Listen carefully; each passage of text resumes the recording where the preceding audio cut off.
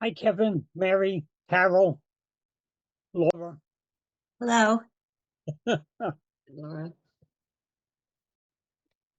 Hey, Kip. Nice to have everybody's name showing. Mm-hmm. I always thought we should all walk around with one of those tags that says "My name is," because Right. as I get older, it's harder and harder to remember. Yeah. So, and also it should be so that we can look down and see it. Yes, It should be absolutely. upside down, so we can look at it and say, "Oh, my name is."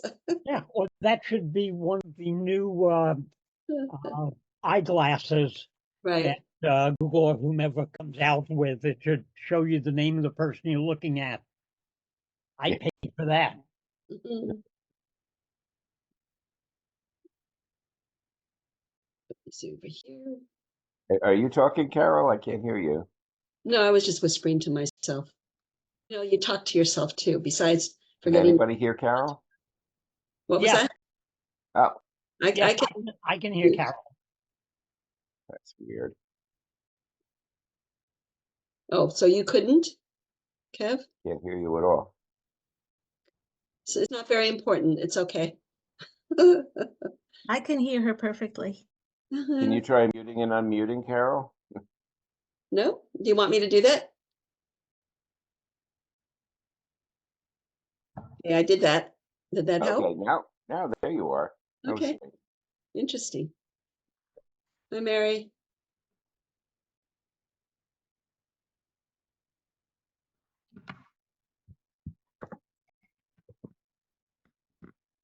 Hi, everyone. Welcome. Hey, Mary.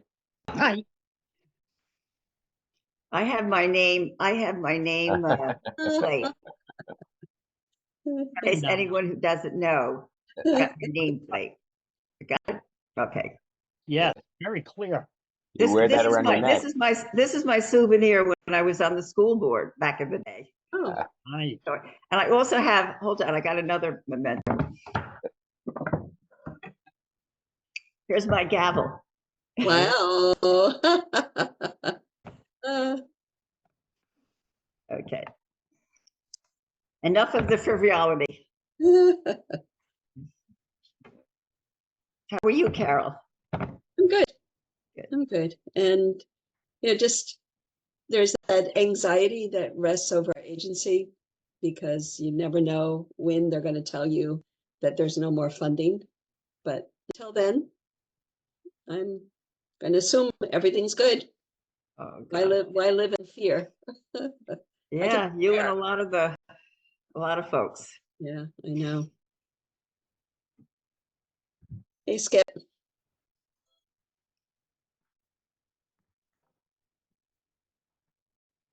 Can't hear you. I think you're mute, Skip. Either you're muted or you have to put yourself up higher. Or do what Carol did, mute yourself and then unmute yourself. Yeah, try that, Skip. Try to mute yourself and unmute yourself.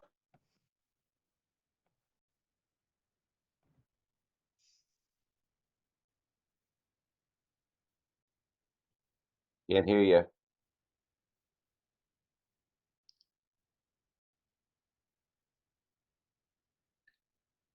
Everybody's very quiet. Hello. Oh, good. Mike's good. Mike's mic is good. Hi, Leslie. Hi, Leslie. Hi, Laura. Hey, wait a minute. I think I'm in the wrong meeting. Yep, you could double check next to the little microphone icon on the bottom left. Just make sure that you have a microphone selected there. And you can try muting and unmuting yourself.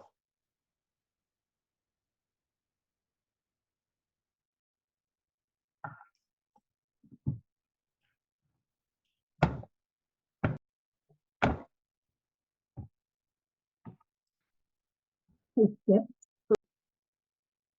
Is Skip not hearing us? We can't hear Skip. Okay. Can you hear us, Skip? Go up and down. You hear us, Skip? Oh, No. why don't you leave the meeting, come back in, see what happens.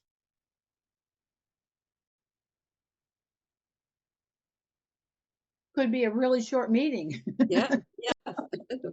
Can't do it without him. Well, that's it, folks. Glad you all came. It's the sun's out, you know? Yeah, it is. My lawn is about 20. Barbara won't let me do the lawn. Oh, because of pollinators? The butterflies. Butterflies, yeah, pollinators. Can anybody hear me now? There we Yes, go. perfect. Yeah. Woohoo! Oh, dang, we thought it was going to be a short meeting. And now Oh, it is, because he walked away. Like a bunch of school kids. Yeah, my dandelions have all gone to seed, so that's okay. But was very disappointed because I have a lot of creeping Charlie that I really want to get rid of. And I just realized that the little purple flower on the short shoot is also the creeping Charlie. So I've got my work to do. A lot of Hey. handwork this summer. Like Charlie's really creepy. Oh, he is. Okay. So we got a quorum here. Is Laura here? Oh, Mhm. there's Laura. Yep. Okay. So hello, everybody. Welcome on this nice day. So we sent the minutes out. Has everybody looked it over and are everybody satisfied with the minutes? Mhm. I am. Skip, Kevin, I just have one there's a strikeout under EMC that has to get deleted. It's in the heading.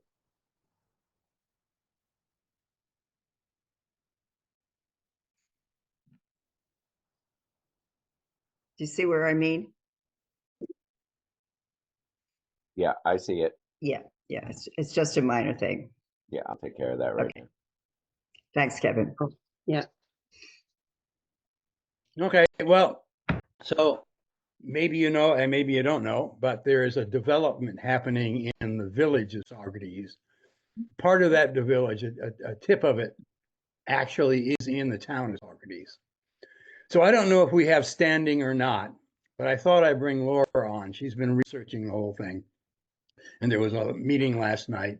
There's been lot line changes. The whole proposal hasn't been made formally, but the lot line changes have. So I thought we'd discuss it and get people's reaction to it and see where we might or might not take action. But at least we should all be aware that it's happening and spread the word. So, Laura, you want to start us out here? This is Laura Phillips. Well, I didn't know that I was going to be speaking, but last night there was a village planning commission meeting that was continued for another 30 days because there were a lot of people from the village who came and spoke saying there was little transparency, a lot of confusing information and contradictions. Different points were brought up. We were not supposed to speak about the environmental impact. It was just about the lot lines. However, we all know there's just going to be a huge environmental impact. And the village is doing this whole thing by swapping the land that they own north of the village garage. Do you know where that is on between Elm Street and Canoe Hill there? Kevin, can you, excuse me a minute, maybe we can pull up that map Mhm. so you all can see it. I sent the map out to everybody. I have it. Yeah. Okay, did anybody look at that? I wonder if I can get it up for Kevin. Do you have it? Are you The looking at the crosshatch north area. tip? I'm sorry. Does The everybody? crosshatch. Yes. Does everybody have it? Yeah, Oh. it was hard to read Yeah. though. I got Right, it. well, that's okay. Kevin, the crosshatched areas on that map are the three parcels that are going to be exchanged. The one at the tip in the north is owned by the village, but is within town limits, township limits. Section. Mhm. The smaller, Wait, let's wait and see the map. Okay, There we go. yes, this is the tip. right. And you see those dotted lines, that's the town of Saugerties line. Within that tip there is on the left, that kind of long, piece with a road drawn through it. And that's what the village owns right now, or part of what the village owns right now. That's where their trucks and their sand shed is. The developers need that to complete that road. The other piece over there is owned by the developers. And that's part of the swap they want to make. They said, we'll give you this piece of land so that I'll back up a little bit. DEC has told the village that their sand shed is out of compliance with stormwater drainage issues. So they've got to move it. So the developers are offering them this land to put that on, which would be suitable for that, as well as another piece. Kevin, can you put the other map on, the full map? Yeah, hang on a sec, Skip.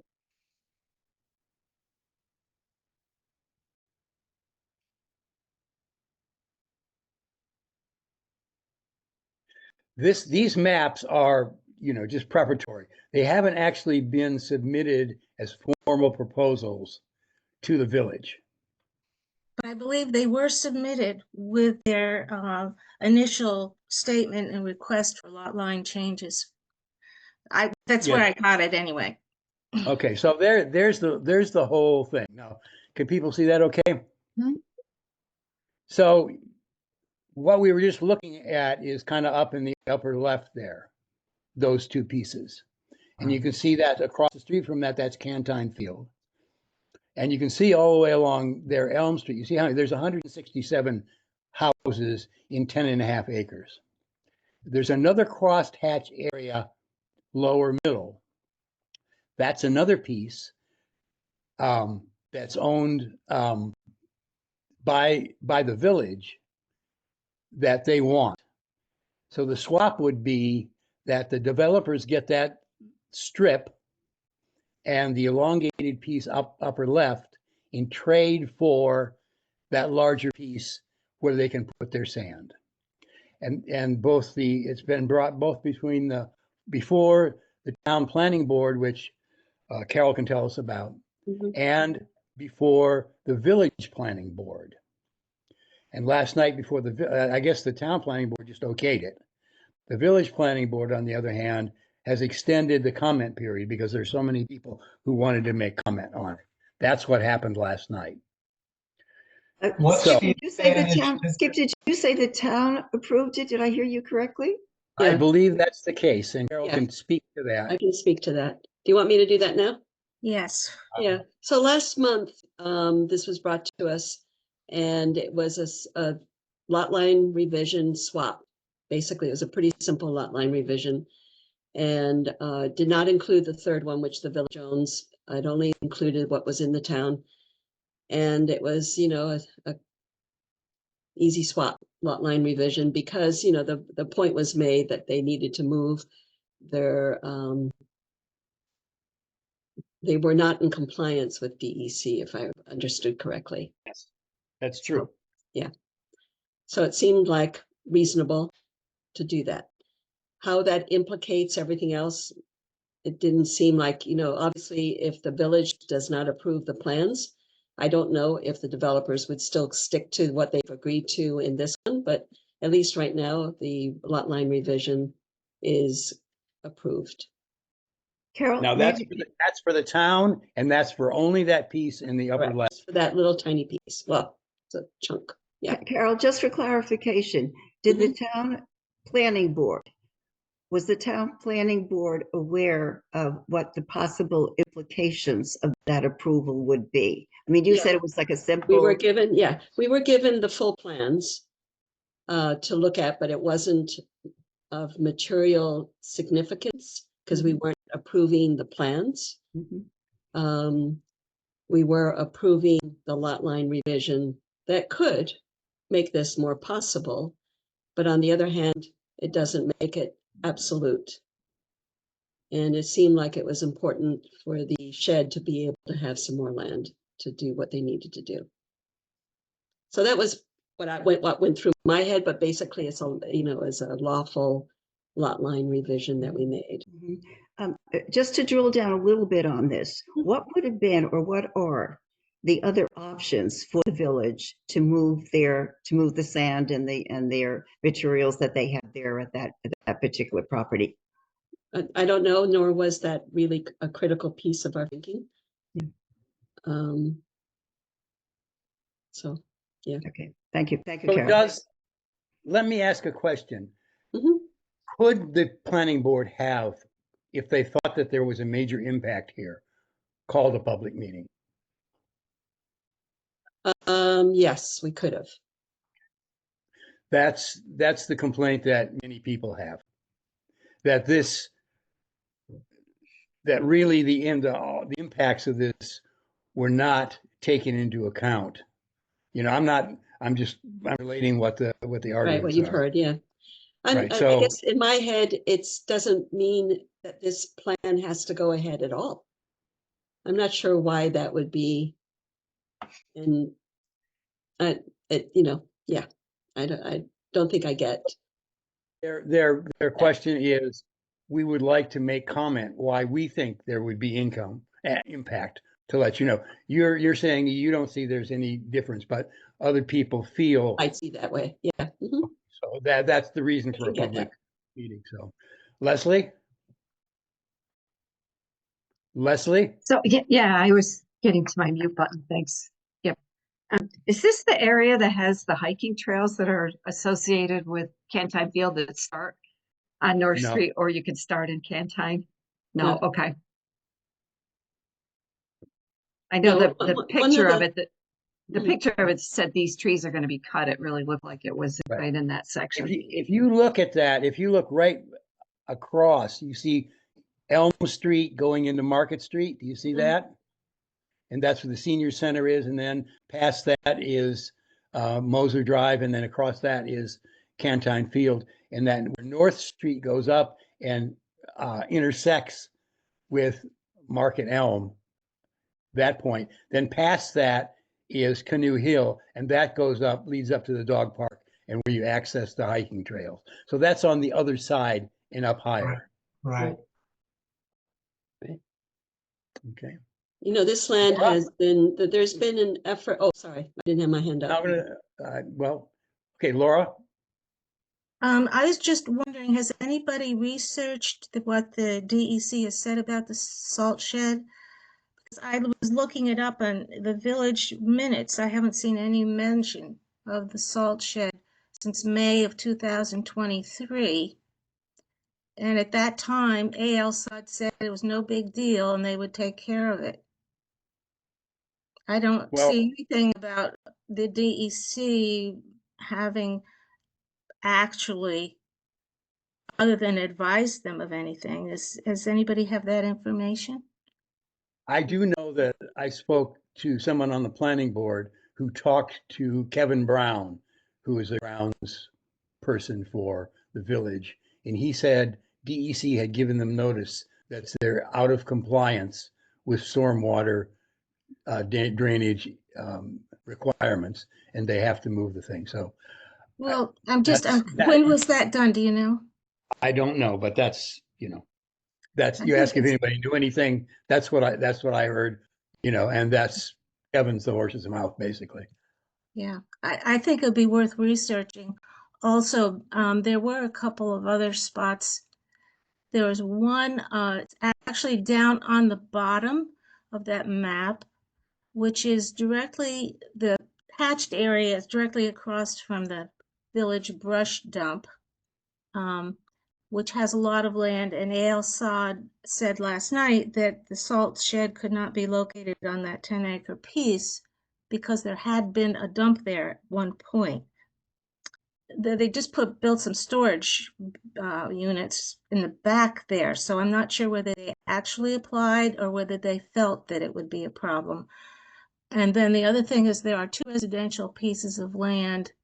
It's hard for me to tell you exactly where they are, but up close to the hatched area on the north end where it was approved, there's a piece of land owned by Mark Mark Griffith. Griffith, yep. Yes. Mhm. And there's actually two plots. One's in the town, one's in the village. And I'm wondering if they had looked at those and whether they might be suitable. It seems like it would be better because the way it is drawn now, aside from the road would be extremely dangerous coming out where it does, the development would not be able to proceed without this swap, and that is the motive of the developers. Plus, the bottom piece allows them to build 24 more units, just that little strip, if you look at it, because that's the buffer, and even some of the units are hanging over that. For that, yeah. Kathleen? Yeah, I was at the meeting last night and they made it very clear that they were really only wanting comments on the lot line change. That's what they were talking about at the meeting. That's what was on the agenda. It was the lot line change, not the project.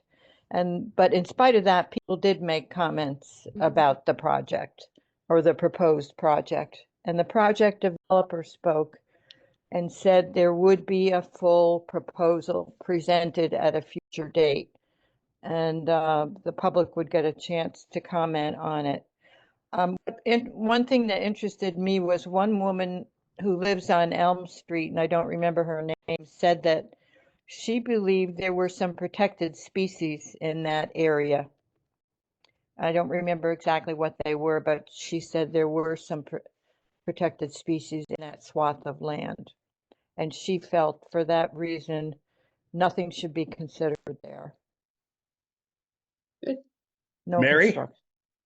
Mary O'Donnell? Yeah, hold on, I'm trying to get over here. Yeah, okay. I completely understand where the village planning board would be coming from. This is the issue. This is the issue right now. They're not considering the plan. They're not considering the development. All, as we know, we've been through it. Once that process gets started, you can comment on that. But my question really is, when a proposal is being put before a planning board, how limited can the discussion be for that particular proposal when it will have ramifications going forward? And I don't know the legality of it, and Carol, maybe you know, but I think that's really a critical question because as Skip said, at this stage, this is what's being considered. But whether or not that consideration for that particular proposal can just be limited to that point. And Carol, I don't know, maybe Yeah, the only thing that I understood was that, and someone would have to weigh in on this because I don't know all the details, but lawful segmentation has to be thought of, and whether it's makes sense to separate out. In this case, the village needed to give them a buffer, I gather. That's why why the developers wanted this piece of land in the village. And we didn't have any control over that part. We only, as the town, in the town planning board, we only did the part that was within the town. So I'm not sure whether this would go through at all if the developers don't get that buffer zone. But that is a segmentation of the process. Now, we've done this, it's happened before, but it can be lawful. And so I don't know what the requirements are to make it lawful. That's where a consultant would be good to have. Thanks, Carol. Yeah. Laura? So last night that was addressed in detail by somebody named Mike Meyer, and he did a lot of research on the segmentation because it is often used as a way of avoiding looking at the larger plan. And he presented a lot of evidence, written evidence last night to the board. Now, what I understand is that because I didn't have access to their previous minutes, but at a previous meeting, the Planning Commission was going to allow this, which is why they were only looking at plot lines rather than at the overall project. The village lawyer spoke at length about segmentation. Skip, do you remember his little lecture about having the Target and the parking lot and having one store? And he got into it, but the idea. Go ahead. It was It exactly was this. very confusing, that discussion on segmentation. Basically, what it is it's a bugaboo in the seeker process, because if you take one little piece and look at it, it doesn't do much. But if you look at it as the whole, then it is significant. So they're doing segmentation here, and they're only considering a couple of little pieces, but they've determined that doesn't matter right now. That's the feeling. That's very much what Mike Moriello said too. Mhm.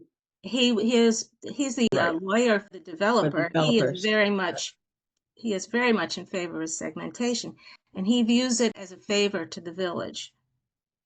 He said it was to allow them to move their salt shed. Anyway, he left the meeting shortly thereafter. He had another appointment, so he wasn't around to answer any questions afterward. But I think there is a major question. And Skip, it was hard for me to tell because you couldn't hear when the board was talking amongst themselves.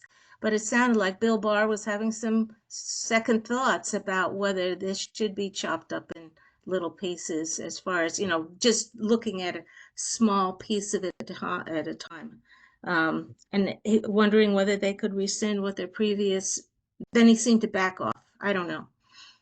So can I ask, did they actually approve the lot line revision? No. No. Okay, No. good. They extended is what I had heard.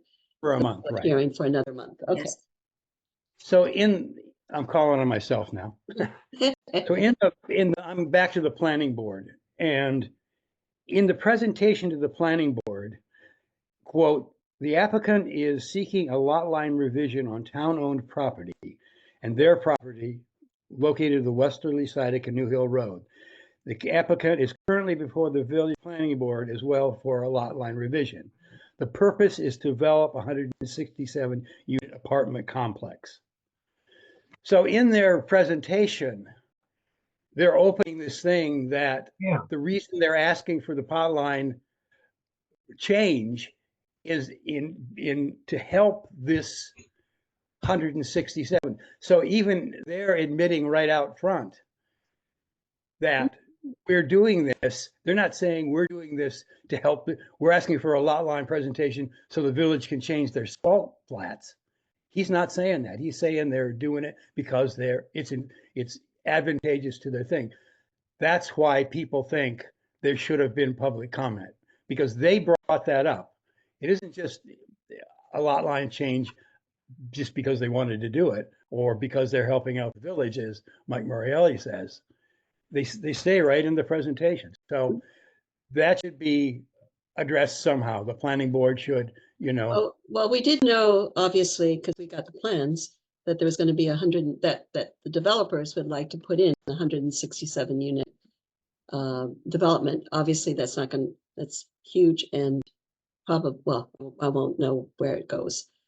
To us, it was, at least in my understanding and how we looked at it, we're looking at lot line revision only. And yes, it might make it a little easier for them to get a road in, but not really. There's so many other aspects to this that are problematic to this development that it didn't seem, like you said, it didn't seem like it needed us to have a public hearing. On the other hand, you said in the town. You're out of order, Chris. Okay. Leslie? Just going back to what Kathleen said, just quickly, I took a look at the state DEC resource mapper, GIS resource mapper. There are no natural communities of significance or rare plants or animals identified in this proposed project area. Thank you. Mike? Yeah, this is all new to me. I'm just seeing it for the first time. But it does feel, as an outsider, Mhm. that a method was set up to stifle any community response. As Skip said, the segmentation of the property and the developer's plans are linked very strongly, it seems. And by just simply talking about one and not allowing the public comment seems less than transparent. Right. Yeah, I personally, I would say that their desire to just work on the lot line revision for the buffer zone, separate from the whole development, seems like should not be lawful segmentation. I agree with that. Mary? No, I just want to follow up, Skip, with what you said, what you just read as what they put out. Clearly, it's not segmentation. They are, as Mike just said, this is really linked. So I guess where I'm going with this is, we would really need a legal opinion on how this proposal before the village planning board has to be handled legally. Who is the consultant for the village board? Is there? I don't know. Rebecca, you're Okay, Laura, do you muted. know that? I don't know. I don't know. Skip, I you couldn't know figure out who the Adriana. lawyer was. Who was the lawyer that was there, Skip? That's the village's lawyer. And What's his name? Nobody his was name? introduced. Nobody in the No, committee. he introduced himself. He Yeah. started the meeting out. That fellow that started the meeting out in the suit. He introduced himself. I No, didn't I get his thought name. that the woman who was the chairman of the planning commission started the meeting. I thought. Well, But she did.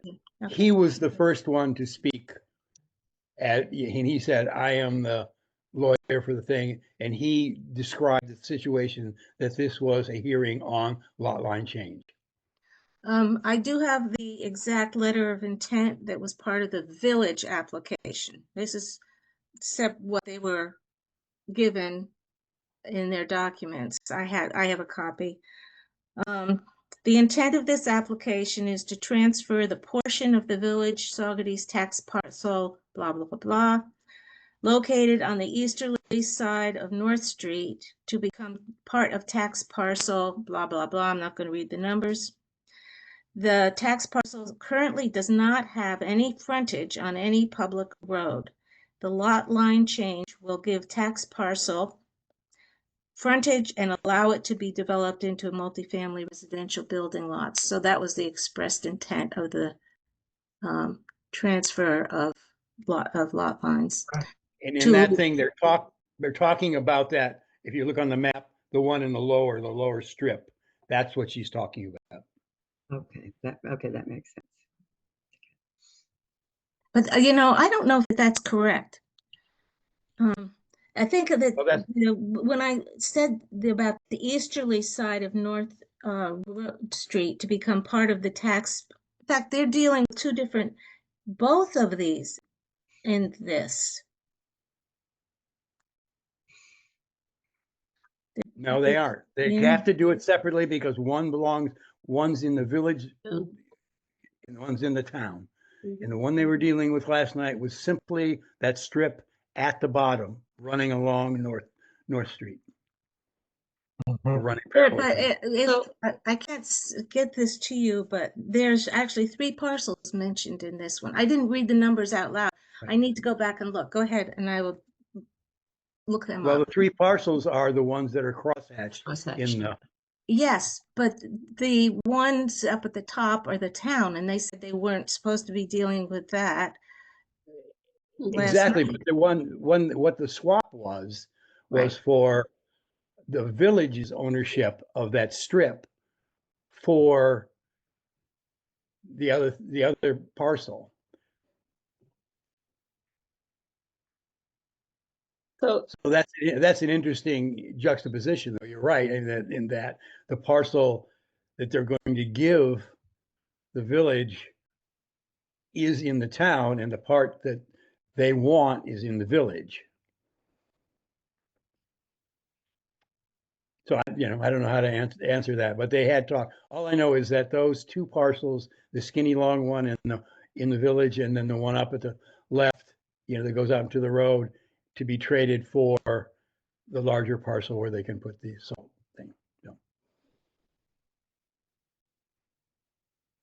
Okay. is the bigger question how we can, as a committee, impact this decision in the village? Is that part of what we're trying to decide? I wanted to know, since only there are two parcels in this exchange and in this development that are within the bounds of the town, and you can see that dark line going around those two parcels. The dash That's line. in the town. So that's the town of Saugerties, owned by somebody else, but the parcels are in the town of Saugerties. It doesn't matter that they're owned by the village or a private enterprise. The whatever rules or regulations that the town has that we can point out applies to those, whoever owns them. So do we have standing, and where do we have standing, I guess, is the question. Right. I just wanted to bring this to everybody. I don't know the answer to that. And there's a lot of questions out there. I mean, there's a lot of people who say that this should be brought in front of the public in the town because it's not just simple, lot line change. This isn't like somebody has a 20-acre parcel and they want to move a line in the middle over, 500 feet, so they can put a garage in or something. Right. This has huge consequences, and admittedly so, even in the application to the planning board, both planning boards. Yes. It's Mhm. admitted. It's not like they're saying, oh, this is just the town planning board's position is, oh, this is just a simple lot line change. We don't have to, we don't have to consider anything else. But look at it. Could I just, as a Yeah. devil's advocate here, talk about the fact that there are many, I don't know, but it seems like there's other ways for them to go in and ingress and egress, other than through the way they designed it right now.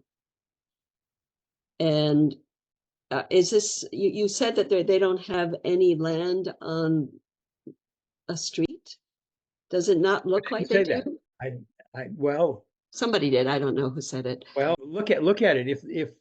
If they don't own those crosshatched areas, the only crosshatch area they own is the funny square in the middle, and they've got a little bit on Market Street there, at the top. But on rest of the North thing- Street, who owns that white on the eastern side of North Street? There seems to be quite a bit of land there, and they I know chose that to develop it. So basically, I don't want to. Mike has his hand up. So yeah, sorry. Mike.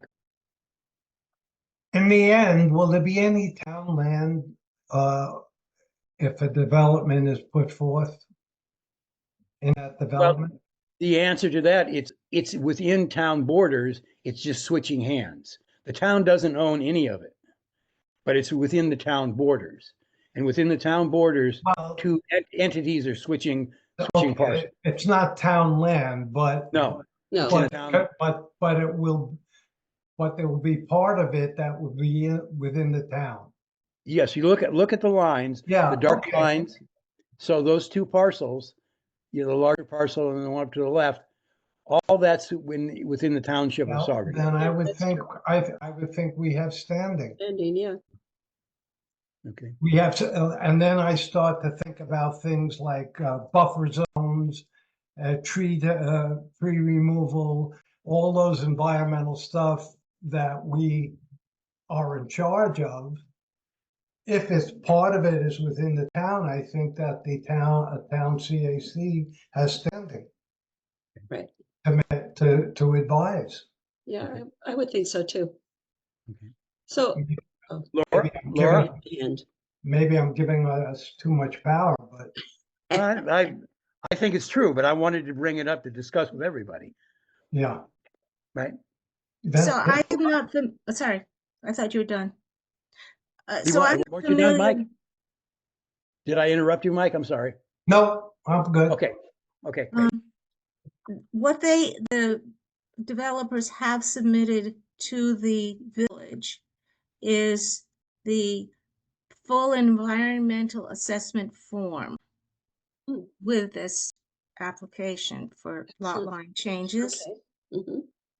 And there's a lot of information in there addressing some of your questions. It doesn't necessarily, it has the amount of deforestation, it has the number of thousands of gallons in addition that they will need and everything. But that was part of the document that was submitted last night. So I think, I don't know how the village can be convinced not to segment this, because until they actually pass it, I don't know that it's a done deal. Right, I agree. Right. Kathleen? Yeah, as a village resident, I'm hopping mad. I really am.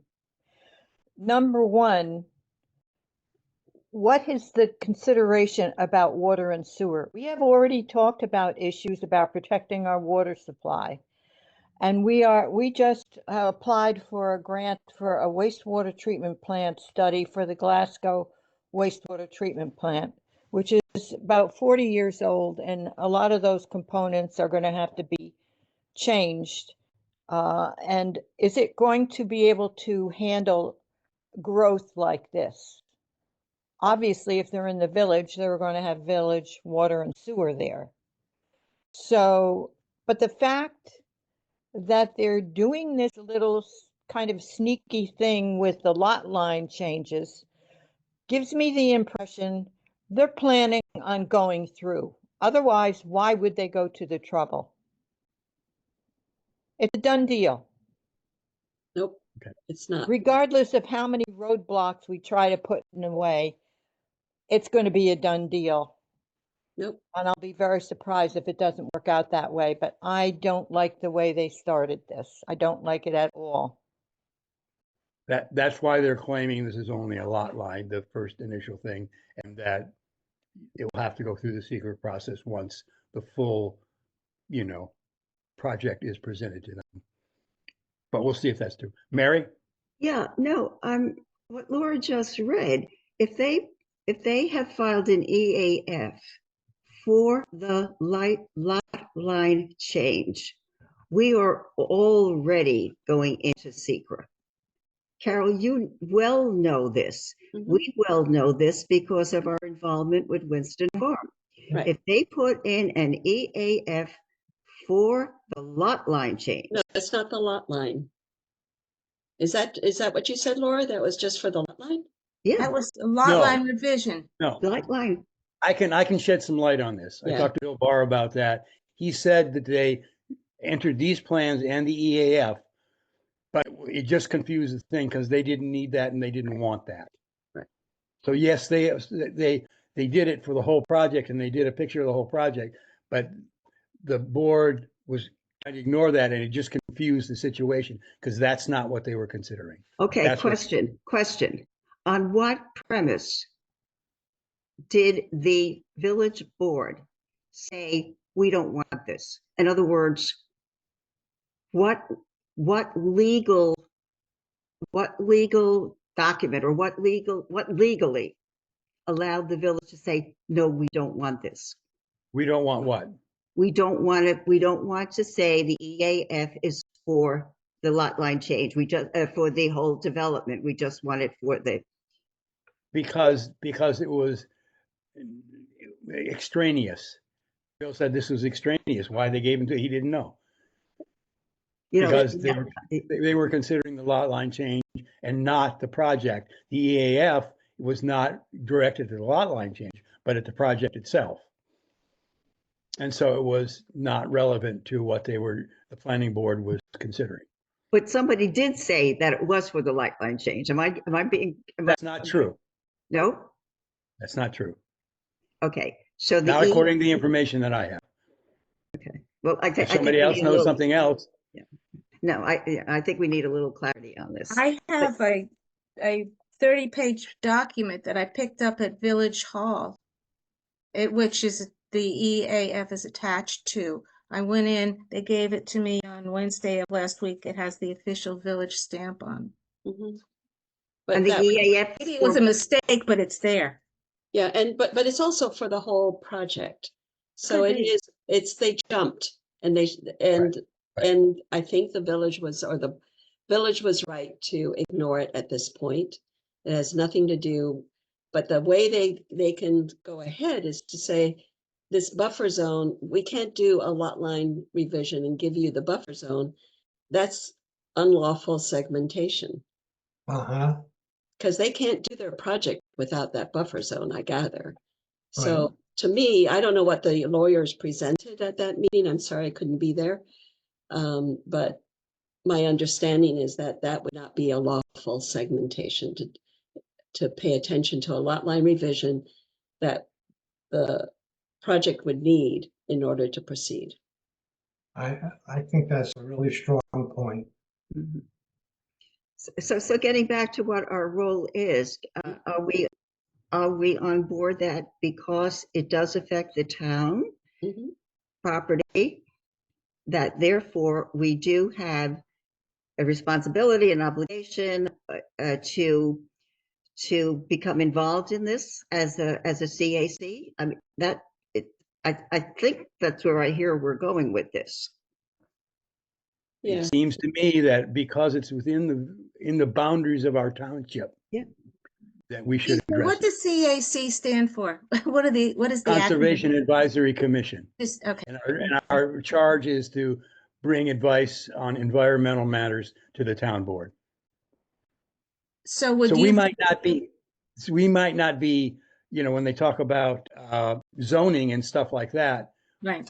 might not have standing, but and the lot line change in and of itself won't create any environmental damage or anything like that. But as soon as the whole proposal is presented, then Yeah. we can say, yes, this, although we might have to get a lawyer on this, where the town line is not where any of the residences are. So that's the tricky point. Say that again, Well, Skip. The lot lines that we see there, you see, Mhm. there's no housing within that lot line. But there's no, there is. There's environment within that lot. Right. I'm being devil's advocate here. Yeah.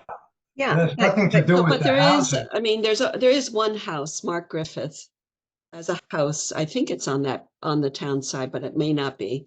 No, I mean the development that they're developing. I Oh, shouldn't say I that. see. Got it. I'm just being picky because I know that what's going to happen is people are going to say, "Oh, well, you can't say anything because I'm bringing up points that people might bring up so that we can address them now." Right. But what And I Kathleen wanted to brought point up, out one thing before we go any further, that the planning board decision in the case of the town and in the case of the village, they were deciding if that lot line change was allowable. It would then go in their government system to the Board of Trustees for them to confirm that it was acceptable. In the case of the town planning board makes that decision and it does not go. It's final. That's done. It's okay. So there's a difference in how these mechanics work, because some people said, oh, well, it doesn't have to go to the town board for final okay, but in the town's scenario, it doesn't. In the village scenario, it does. Yeah. I do believe that the town board, if they wanted to, could open it up again, but I don't know that for sure. Ken, do you know? Do you remember? I don't believe that the town board can. I think a decision by the planning board is final, except in situations when what they're doing is giving advice to the town board. as with the Winston Farm.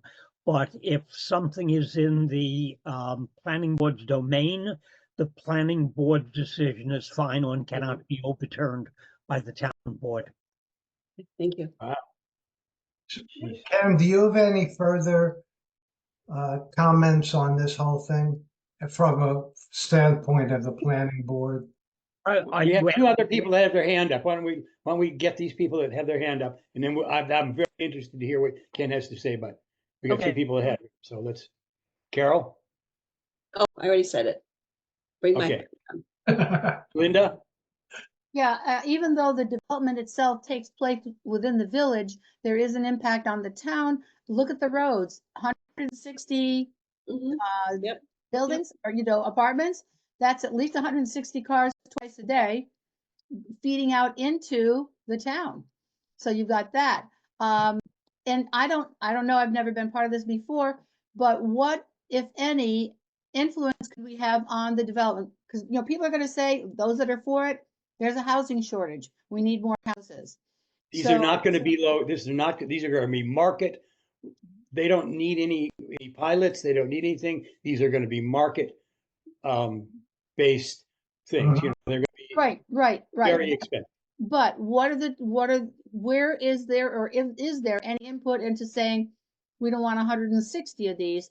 How about regular lot size and regular homes on them, that Right. kind of thing? Is there any procedure to get that into there? So those are my questions, but I think the traffic itself is an issue, as well as the sewer and water.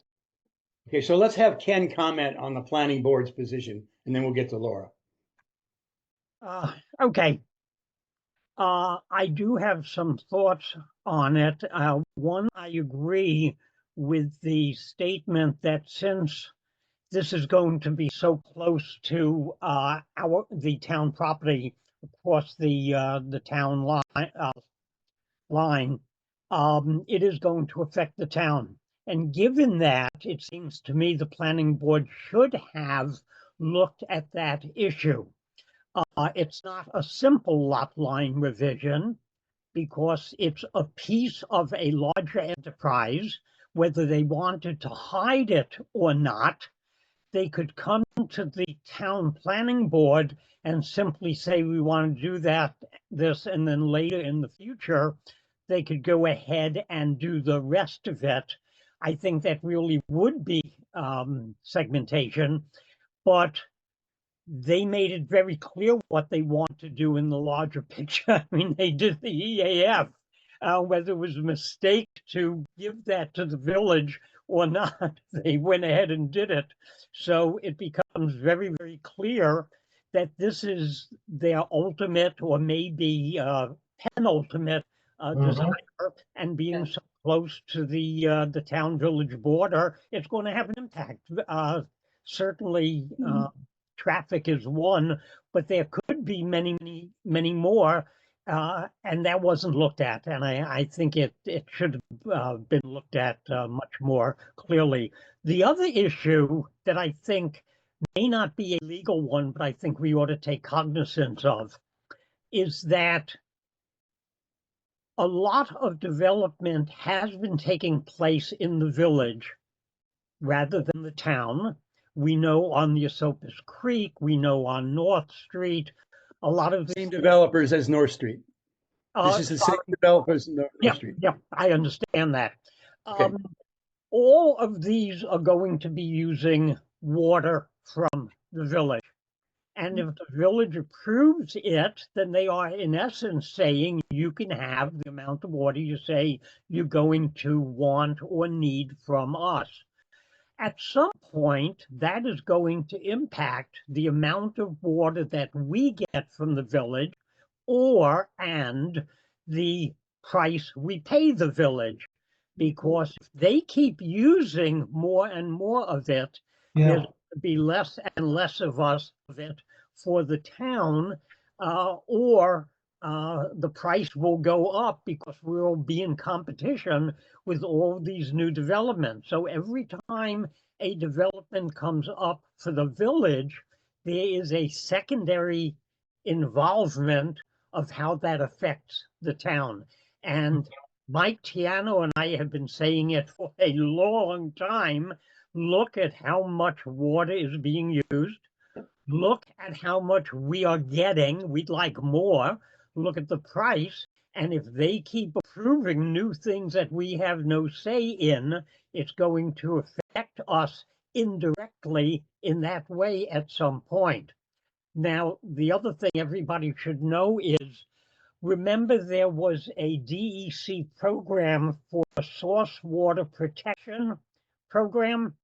Well, the latest newsletter came out on that, and I think we have either passed or we're very close to passing the deadline. The town and the village are not listed, but I got in touch with the person heading this, and they said, yes, the town and the village did apply jointly to be a part of it. They simply haven't gone through the process that the DEC needs to do for this program to let them in. So we will have some part of looking at protecting drinking water at some point. I think Mike Tiano on our planning board has already been asked if he and Zach would serve on that body, that new village commission that will be a part of this water protection program. So they're going to have a say in it. But by the time they have a say in it, the other issue, how much water do we actually have and how much is going to be available for the town, may be a moot point then, because the village will already have proven whatever developments they've given approval to. So yeah, I think the planning board did not take the look they should have, given the potential impact of this entire program on the town, and they just let it go through as if there was nothing else going on nearby. And we can see from this this plan, there's a lot that's going to be going on nearby. So unfortunately, it's already been decided, I guess, by the planning board. Carol, Yep. planning board approved it. Yeah, we Okay. approved it. Yep. So it's too late, and the town board has no way of changing that decision. Unless they reconsider. Yeah, and the planning other board is, would have to reconsider, not the town board. Well, that's So- what I'm saying. so the other, I always try to find silver linings, is that this gives us, we believe, the opportunity as a CAC to weigh in on this project. Otherwise, we wouldn't have any standing. I think that, What do you mean? I think that I don't is, think that's- Okay. Not that we were thinking of that at all. You saying the approval of the lot line change gives us standing? We have Yeah. standing because those dotted lines show that what's going on there is in the town. Yeah, that's what I meant. Yeah, But the lot line, that's not a lot line change. That's the outline of the town of Saugerties. The lot line change, okay, only changed things within that Correct. thing. But So it gave them access. Correct. Otherwise, we wouldn't have any impact on traffic studies because the rest of that would be in the village. maybe. Okay, Laura? But that's the only thing, that's just. Page 5 of the EAF says the development will use 38,740 gallons of water a day. And another spot says there's 255 parking spaces. And after the meeting last night, this was an informal conversation, but A.L. Saad is a huge promoter of this development. And he kept saying to people who were asking about the impact of the traffic coming out of the development on Elm Street, he kept saying, it doesn't matter, the property owner, it's just like a driveway, they can do whatever they want. And it says specifically in the document that it's going to be a village street on page 1. And he kept insisting it wasn't going to be, it was going to be a private road. And obviously, when it enters, I don't know whether you call it Canoe Hill or Market Street at that point, it's still, I don't know who maintains it, but it's in the town. of Saugerties. And I actually wrote a letter. I had no idea the Planning Commission had done this.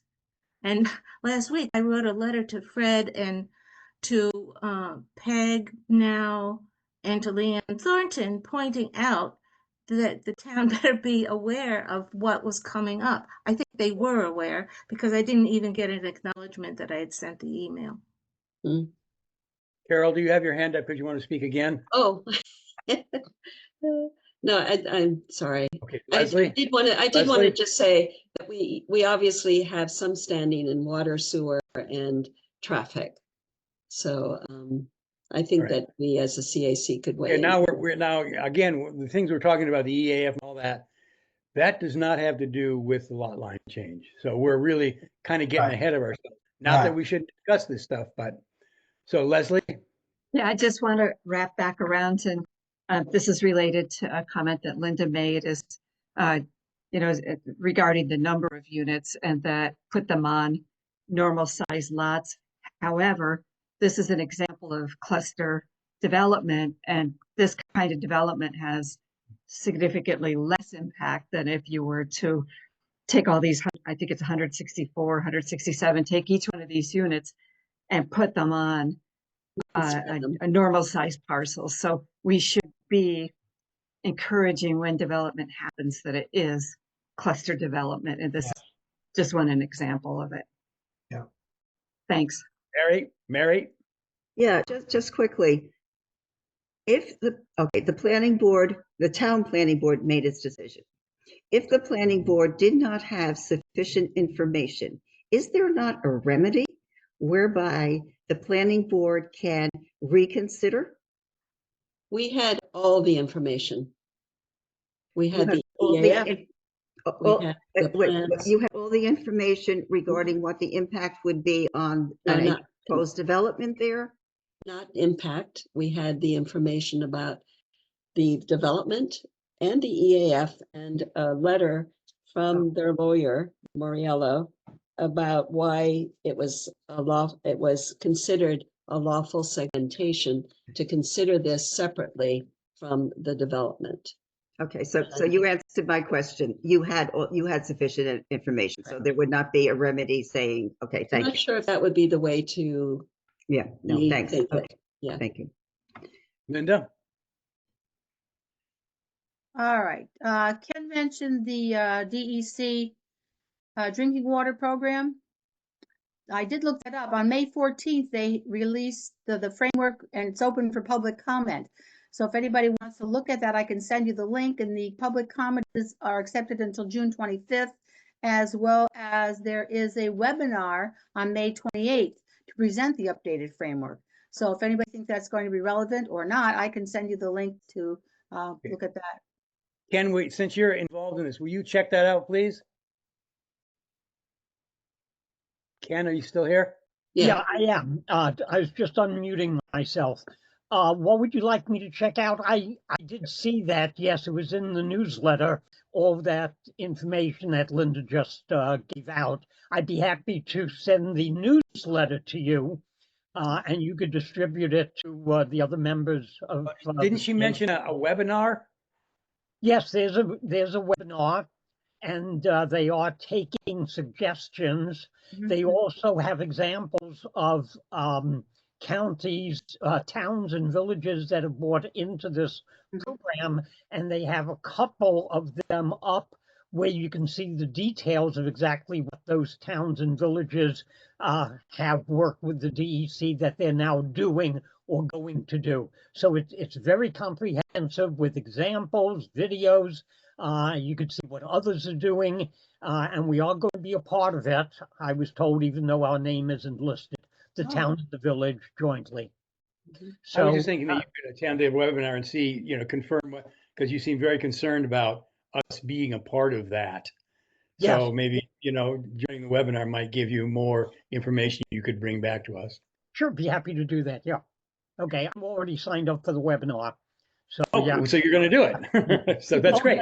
Yeah, you can't miss that. You've got to do it. And the examples, the towns and villages that they give all the information on what their plans are is very helpful if and when this commission that Mike Tiano and Zach are on with Village actually starts functioning and doing something, it would be helpful for them to take a look at what other communities are already doing. So Right. yeah, I'll So report is- back on the webinar. I'll be happy to do that. So When can is you that? send When us is that webinar? 28th. 28th of May. Okay, so we can discuss that at our next meeting. Yep. Uh-huh. And can you send us that newsletter or that, would you? Yeah, your- I'll send it out to everybody. I'll use the email that Kevin sent out to everybody about this meeting, and I'll simply attach that to it. Okay? Thanks. Okay. Carol, you have your hand up. You have Just- another question? Yeah, one last thing, which is that I looked at the dates and of what was submitted to the village, and it was April 1st. So the village has known about this since then, Known about what? about the EAF, the plans, and all that information. So I'm surprised that it just showed up yesterday. All right, so is there any other comments, questions, discussion on this? So I guess we'll just keep a tab on what's going on, and Yeah. discuss what, where it goes, see what happens with the village planning board. And Mary has her hand up. Mary? Hi. So just a quick question. I'm sorry I was late to this conversation. You're breaking up. You talked about it. Southern. Okay. Yeah. You're breaking up. My connection is not good, so. Sorry. You're not understandable, Mary. Okay, well, I guess we lost her. She's muted. Mary, you're muted. She just said that she's gonna put her comments or questions in the chat. Okay, great. All right. So do you have any comment on this act before we move on? No, just I thought it was a healthy turnout there last night. I think there was a little misleading on the project proposal overall and the purpose of last night. I know I spoke with you briefly before the meeting. I mean, overdevelopment is just generally a town-wide and village-wide concern. My take is that we have serious critical infrastructure needs that need to be addressed, specifically water. God forbid you have to make a left-hand turn anywhere out of this town, you're going to be stuck for several minutes. My takeaway, I think I'm kind of on the same page as a lot of the comments that were already made in this meeting. There's a lot of concern. I share those concerns. I believe overdevelopment is an issue right now. And similarly, I mean, I know this body doesn't necessarily represent the village, but I mean, if this proposal has town-wide impacts, then I think it's only reasonable that this body is heard at the village level. And I'll be happy to, facilitate whatever conversations I can and advocate at whatever level I can. Mm-hmm. And what do you think about the planning board's decision not to have a public hearing about this? That kind of leads me back to my misleading comment. I think the optics aren't good. And I think, I'm going to leave it at that. The optics are not good. Leads people to, perceive malintent. I think we have enough of that going on. I think if anything related to development right now, there needs to be an adequate public comment period. All right, so to be continued, we'll keep our eye on stuff. Yes, sir. Any more comments on the development? Excuse me. Mary Or anything Magna- further? I mean, I put planning board in this village development on right next to each other on the agenda. So I think unless you have anything else, do you have anything else to add to that, Carol? Mary McNamara put her comment in the chat, Skip.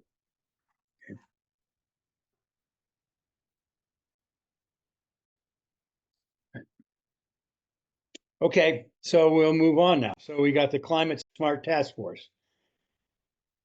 Ms. Coordinator.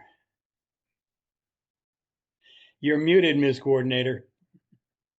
Nothing new You to are- report. We have a lot of irons in the fire and other projects we've talked about. So I think I'm going to defer to Mary to let us know, about the proposal that she's now completed, and we'll go from there. And you also mentioned that there are several follow-up things that need to be done for that. Yes, there are. Yep. So Mary, do you want to say something about that? We sent out twice the Mary's final proposal, and people should look over. And Mary? Yeah, okay. The draft is pretty much final. There's some tweaks that probably have to go to it. The substantive issue at this point is in the section that talks about the outreach team, the outreach plan. In that section, we talk about what is the role of the CAC as a task force to implement the outreach plan. And if you've looked it over, you can see that there are different responsibilities, different actions that have to be taken. Skip sent out, I made a list, Skip sent it out to everyone. So the question before us now is, who among the task force members, CAC members, will take responsibility for one or more of those tasks so that we can finalize the outreach portion of the document, because we know that CAC is committed to work on the outreach part of the plan, doing the actual outreach of the plan. So you all had a chance to look at it. Skip, I don't know how much time or detail you want to get into in terms of who's going to do what to make sure.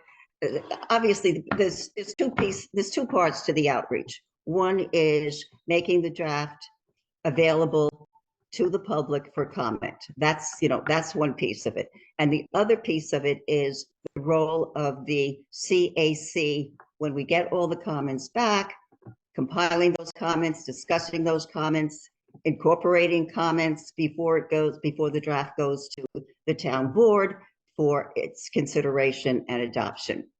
So as I said, Skip, I don't know how much you want to get into it at this point, but if the CAC is not willing or able to do the tasks that are needed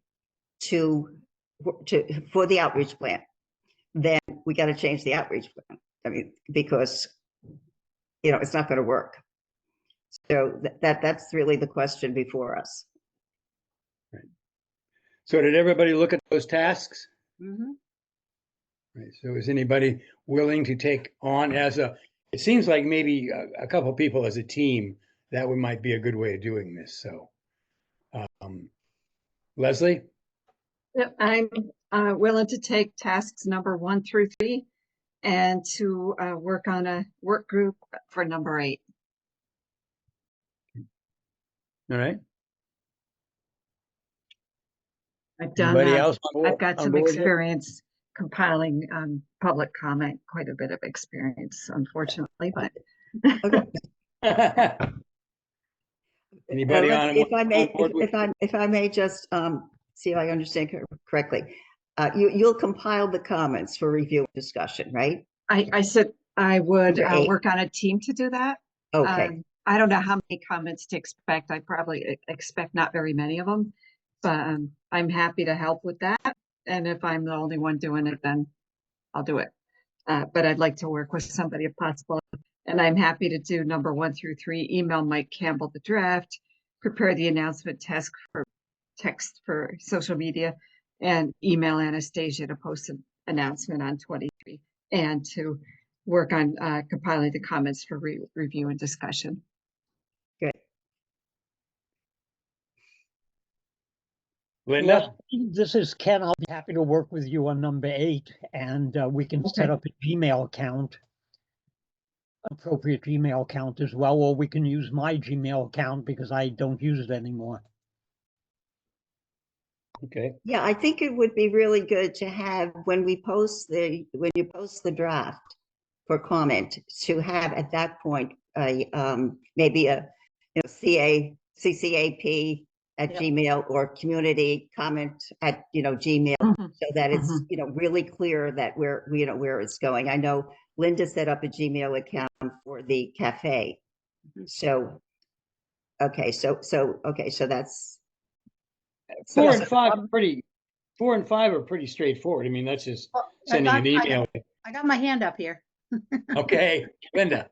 Well, number 4 kind of goes along with 1 through 3. So I think once Leslie has the announcement text for posting on social media, I think that would also include email, and I could email Marjorie Block for the town's Facebook page. But I think see 1, 3, and 4 can be done, together, because you're going to probably want to send the same thing to all of them, including the announcement text.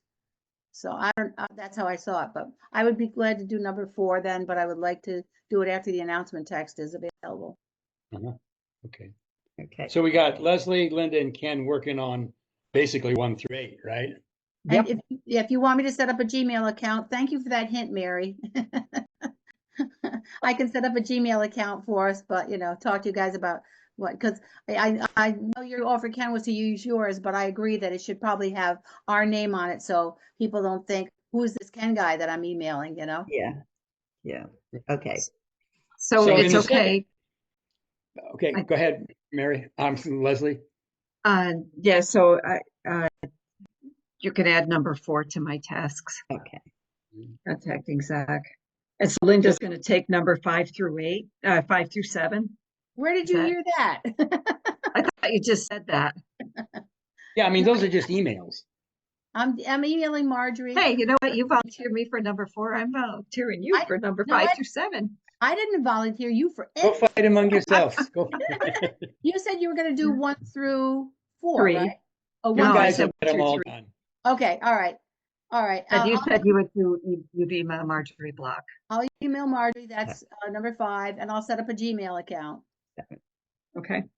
And Leslie's going to do number 8, compile the comments. So With Ken. Ken and myself. Ken and you. Okay, so it looks like we have a team here, Skip. We've got, Leslie and, and Ken and Linda, right? Great. Right. And we don't have number 6 done. Well, I've been looking at number 6, prepare overview of draft CCAP in a summary information sheet. I think that's something that I could do, that I probably would be the best person to do it, so that when we put out the draft, we can also put out like an overview, so the key points of the document that people can focus in on.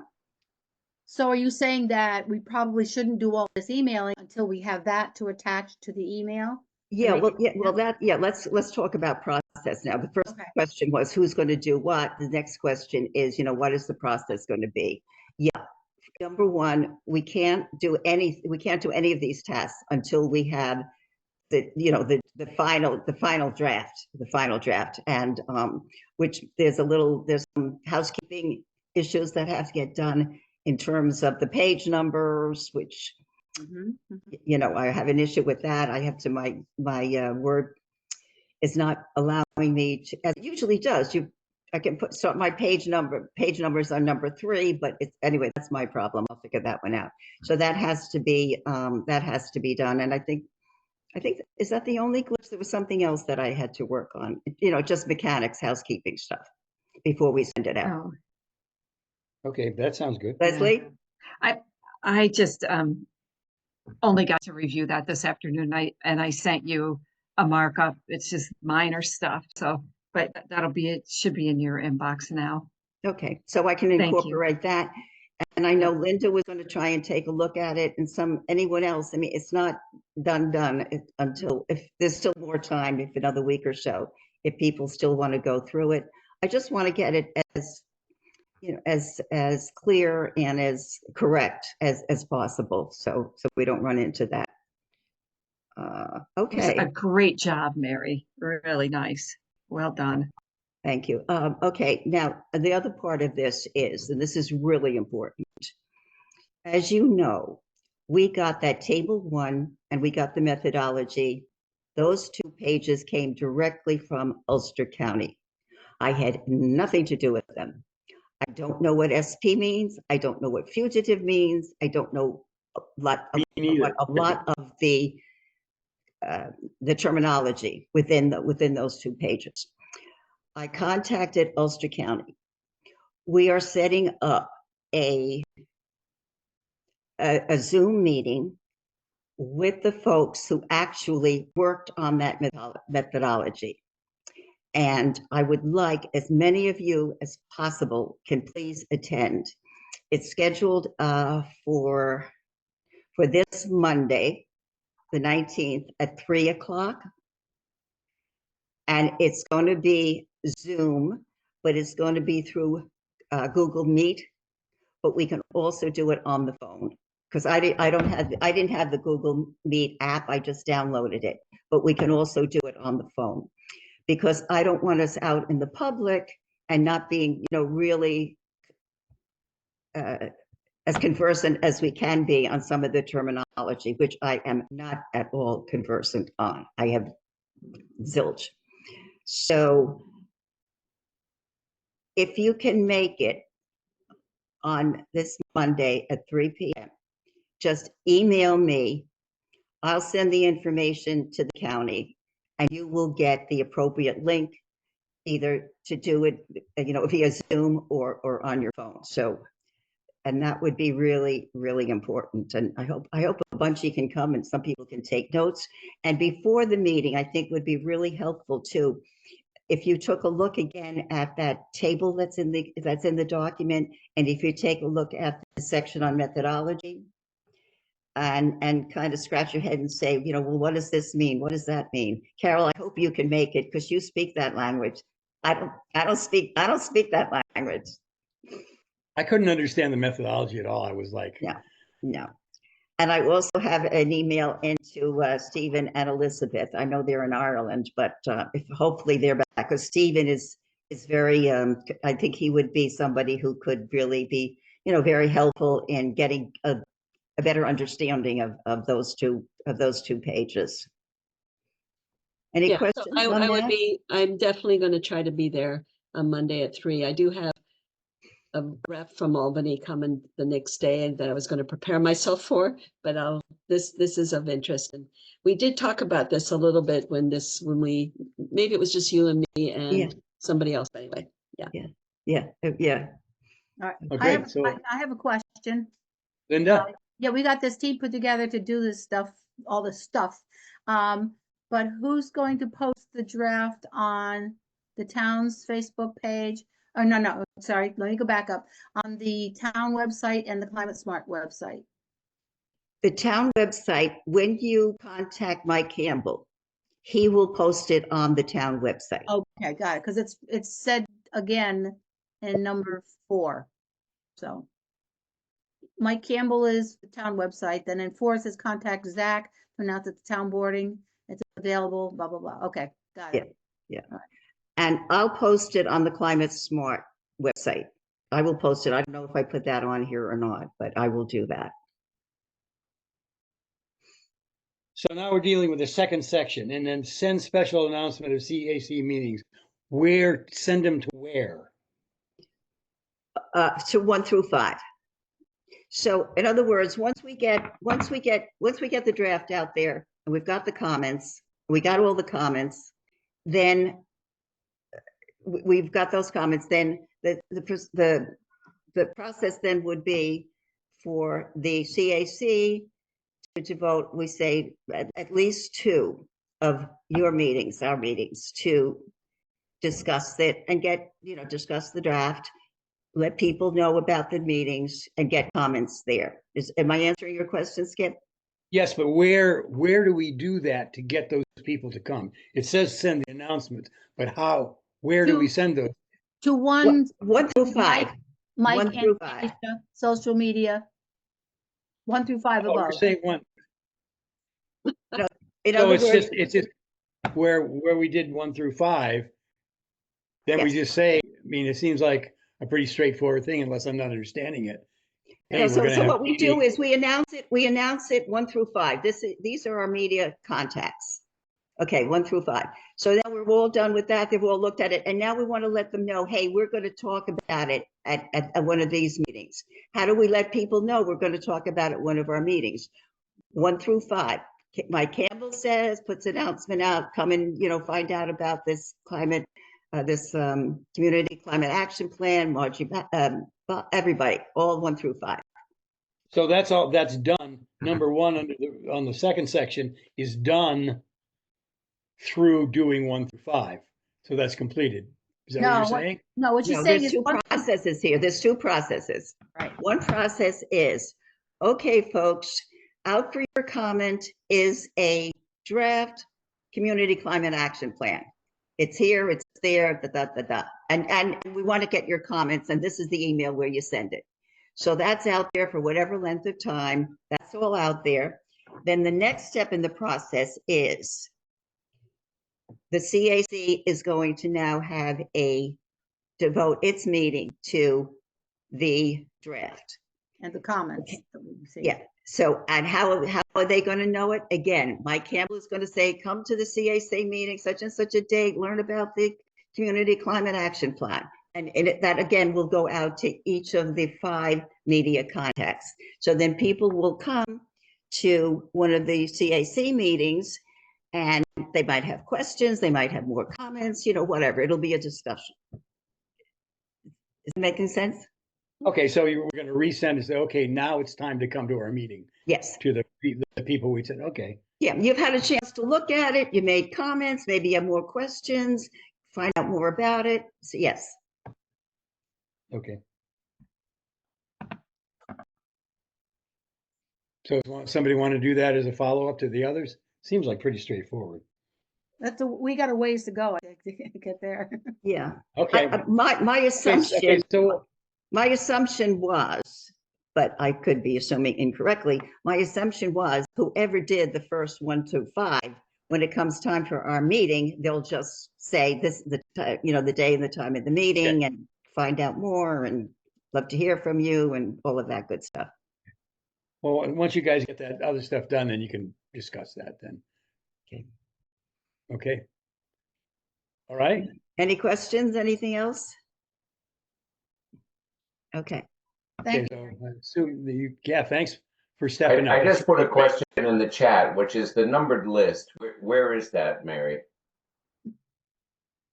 I'm sorry, Ken. I had a noise outside. What? Was Kevin, and he wants a copy of the list, which I forget to send him, and I will send that. Oh, yeah, I can send it to you, Kevin. Okay. Oh, Ken or Kevin? Kevin. Yeah, that's what I thought you said, Kevin. Yeah. Kevin, I said in the chat that I would send it to you. I just haven't yet. So you'll get it from Mary. Yeah. Okay. Good. Okay, great, good.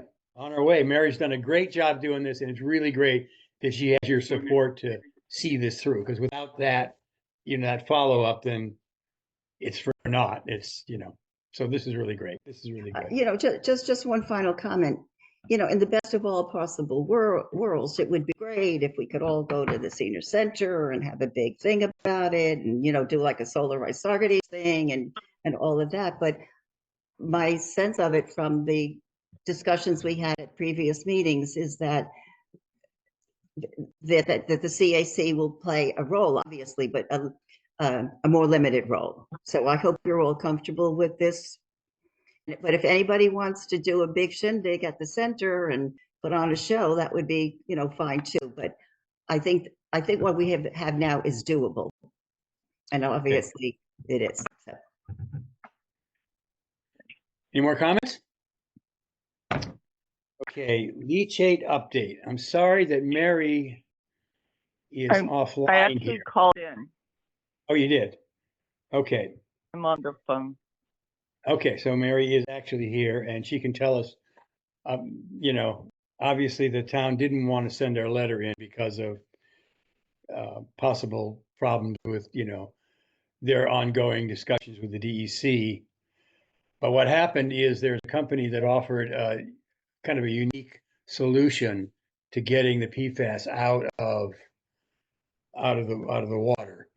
But, and go ahead, Mary. Well, go ahead and start, Skip, because Well, I mean, there was this company that gave a demonstration at Hurley, and I think Doug Meyer went, and I don't know if Zach knew about it, but it was supposedly this aeration well, here. reverse osmosis process that was able to, in 40 minutes, pull out of 1,000 gallons the PFAS into a cup size, container, and they were going to do a demonstration of that. And I don't know so Mary can tell you if they did the demonstration, and then unfortunately tell her Rebecca Martin's reaction to that, process. So, so Stringo has been at the town of Hurley closed landfill site for 2 weeks, I believe it's been, and they will be there for another week. And I did join Doug Meyer, as well as some others, to see in person this pilot project that's going on at the closed landfill site. Stringo is a Canadian company. They're very new. They have done a pilot project in Buffalo, working with the Buffalo wastewater treatment plant. When they finish with the Ulster County project, they will then head to Virginia and work on a site that's owned by Waste Management. I was on the phone today with both Rebecca Martin, but also with the supervisor of Hurley, Mike Bombs. So the pilot project has not yet received the test results of the samples that were sent to the CAC lab based in Newburgh last Friday. Those samples were Just sent. as an overview, Hurley has the same problem that Saugerties does with the PFAS in the leachate, and so they're trying to use this innovative product to remedy that. That's why it's relative to us. Thank you, Skip. And so the other major difference between Hurley and Saugerties is that we closed our landfill before 1996, when there were no rules from the DEC on how to capture and treat groundwater below closed landfills. Town of Hurley closed their landfill after 1996, so they were required to do several different layers of treatment. So they have a series of tanks, 55-gallon, 2,000 gallons, and one 10,000-gallon tank. And since, I don't know, for the last 20 plus years, UCRA has been carting their 10,000-gallon tank to the city of Kingston, to their wastewater treatment plant. Due to the work done by Rebecca Martin's Leachate Gap organization that involves many, many different people throughout the state, they have highlighted that there is a very unfortunate gap in the regulations at the New York State DEC about allowing wastewater treatment plants to treat PFAS-laden water, leachate, and they are not able to treat PFAS. They are basically just diluting it. Part of the reason Rebecca Martin became more involved with this is she represents the Hudson 7 communities that drink water from the Hudson River. So the city of Kingston is in their watershed. And that's part of the history of how this started. And she's the reason that we wrote that leachate letter, that group that she's talking about. That's why this is relevant. We wrote that. We wanted them to write the letter because Rebecca Martin encouraged us to do so to speed DEC up. So that's how Rebecca Martin is significant to us in this. Right. And So I do not know to what degree the CAC has been following that. The DEC has been at our closed landfill site for almost 2 years, monitoring the extent of the groundwater leachate that is below the unlined closed landfill. At the moment, the only leachate that's being taken from the town site is the stormwater that runs off of the closed landfill. It's put into a tank and then taken to our Glasgow wastewater treatment plant. And again, just placed in that wastewater treatment plant. However, the sludge from that wastewater treatment plant is taken to a special place in New Paltz. So again, I do not know how much the CAC is working with Fred or Doug Meyer to track the progress of the DEC at our own Superfund site. So that's a question. We are not. We just encouraged them to write that letter, and they declined to send the letter. But Skip, in a larger sense, have you all received any updates, any information about the fact that? No. Okay. And again, a bit of a background is that the DEC has been tracking closed landfills and went throughout the state, Long Island, Western New York, all over. And unfortunately, town of Saugerties closed landfill site was one of the 24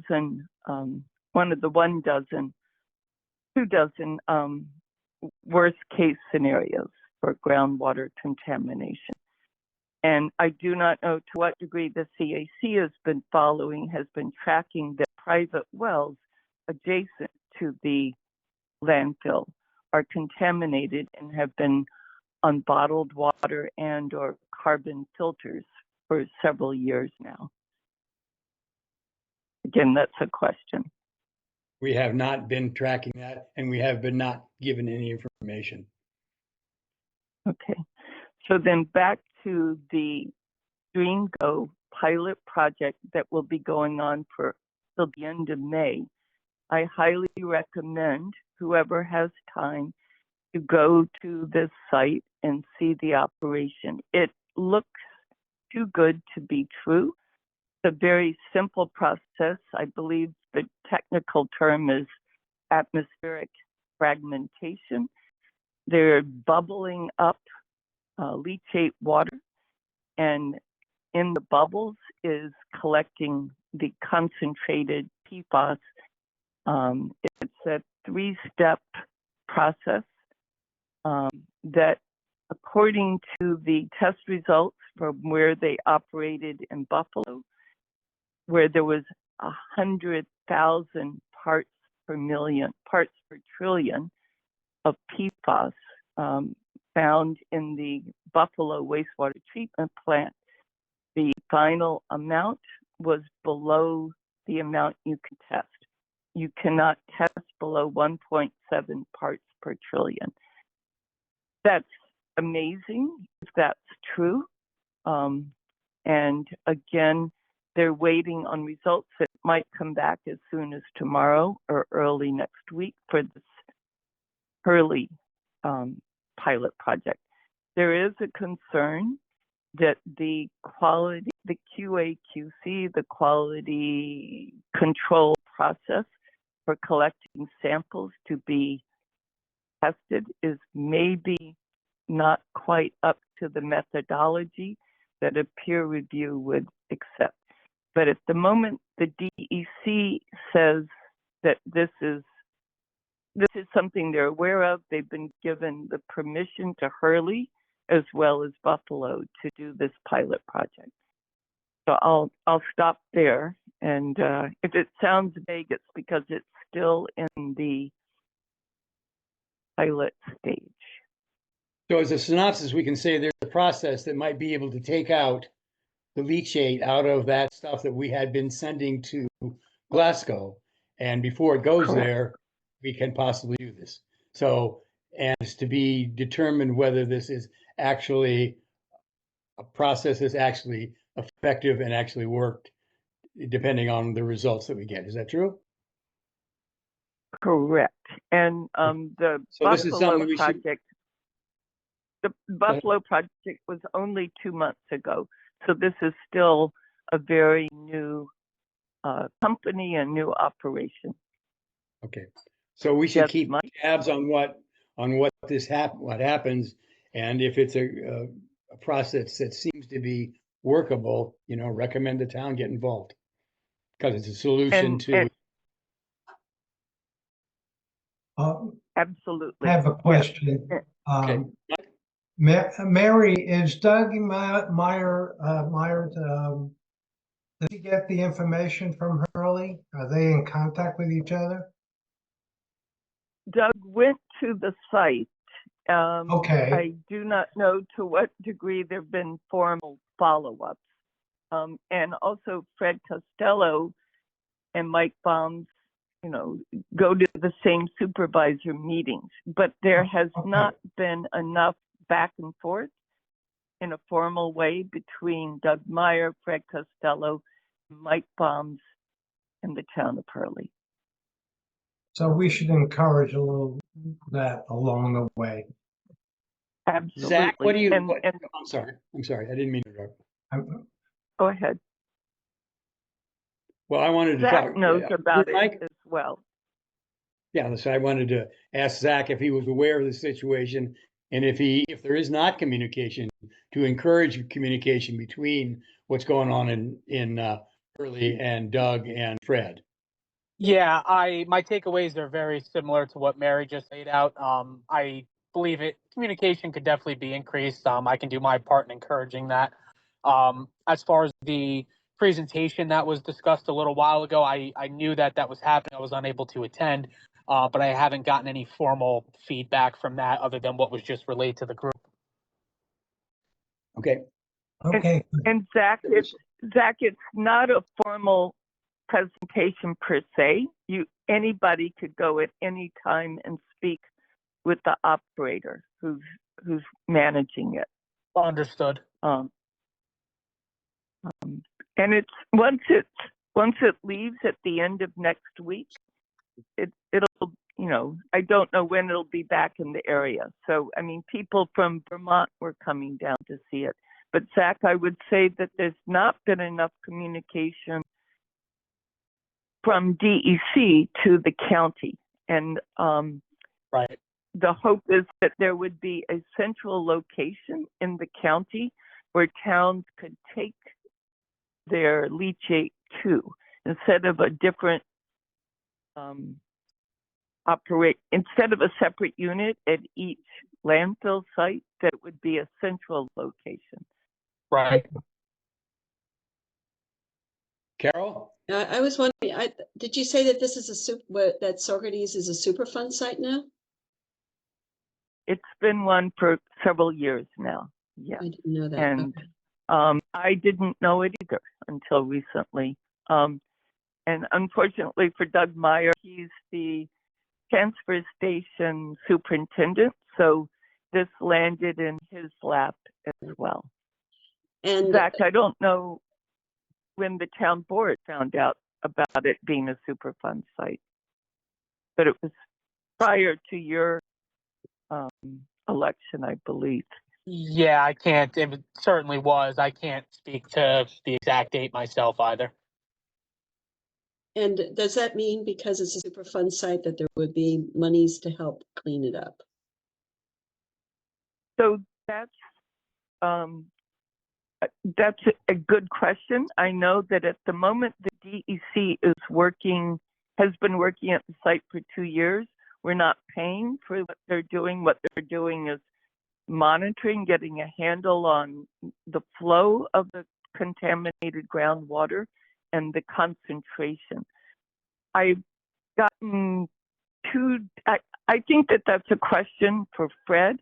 I also think it's a question for the DEC people working at the site, and also DEC in Albany. I've gotten different messages, Carol. Okay. So it's Thank important because this is very expensive, what's happening. Right. Linda? Nope. Linda? You're on. Muted. Okay, thank you. You said we were invited to go visit this, and what is the Yes. location? Is it It's the- the closed landfill site in the town of Hurley. I believe it's Collier Road, Collier, and it's off of Doug Hill Road. Oh, And Oh, I okay. can Yep, put, yeah. And anybody who wants to take a ride next week, let me know. I'd like to go down. yeah, I'd like to go too. and I'll get in touch. I strongly recommend it because it's it's important to see it. It's a very low tech process. Mhm. And it, again, many people feel like it's a little too good to be true. I think it will. All right, yeah, my second part to that was, we also mentioned, I heard mention of their wells that were near our landfill that are contaminated, and now they've been on bottled water. Who is paying for that They've bottled been on Who is this and who is this? DEC is paying for that. So the DEC has been providing bottled water. They also have reverse osmosis I was gonna carbon say, filters. yeah, why don't they So, just get reverse osmosis on our RO system? That would be a lot cheaper, I think, and more convenient than buying water. So Yeah. they Okay. started with bottled water and then they added filters. I believe some of the people who had bottled water, it's been tested that the degree of the concentration in their wells is not as concerning as other wells. So I do think that it's way overdue for an update from the town and also from the DEC on what's going on with the neighboring wells and what's going on with the town wells. Fred was unwilling, let me rephrase that. Fred was aware of the sensitivity of discussing the neighbors' wells at the same time that there was a conversation going on about Corrales and his putting C and D in his own properties that are also adjacent to the town landfill. But I think it's time for us to be more transparent. And just at the last town board meeting, and Zach, you were there, maybe you want to speak to it, the town approved hiring Labella Company to do another year of sampling at the landfill site. Any other questions? Okay, thanks, Mary. This is possibly good news. And we should encourage the town to keep in touch with them to see what's going on. It's a possible solution. Okay. Does that mean that you would send a letter to the town board or some sort of formal communication? Because well, I think we can ask Zach to do that, can't we, Zach? Zach? Yes, I can. All right, so I think that'll be sufficient for now. That he's our liaison. We think this should be followed up on. Let's get more information flowing between the entities, and I think Zach can he'll give us a report next time on what the reactions were. Mary? Yeah, I just have a question for Kevin. I'm looking on my screen now. It says the content, this is off topic. The content of this meeting is being sent to one or more apps. What does that mean, Kevin? That's just the recording app, the Fathom note taker. Okay. Oh, that's the note taker. Okay, because then there's a link to say okay. Yeah. Okay, but okay, thank you. That's all. Leslie? I'm not really clear that the landfill has actually been classified a state Superfund site. I just looked at some information. It has. On the website. But you looked up information that makes you question that? Yeah, I found it. Well, it's an October 2020 fact sheet about said they're doing tests.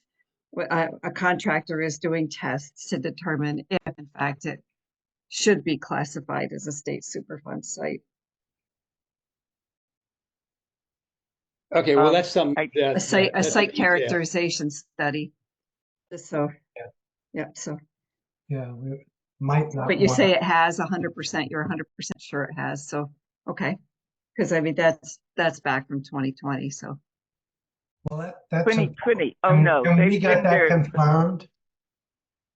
Can we get that Yeah, confirmed? it's on a website, and that could be part of the follow-up information. So I've seen it on the website. So Zach, can you confirm that? Yes, I'll be able to do that as well. Okay. Yeah, so that's, they should know at the town board what the status is for sure. If they don't, they should. So this is a way to make sure that both of those happen at the same time. Well, they're not going to be the last to know. I assume not, and I assume that he'll have the information right away. So, okay, any questions about the leachate? Okay, so moving on to zero waste. So I'll try to make this fast. We're running out of time.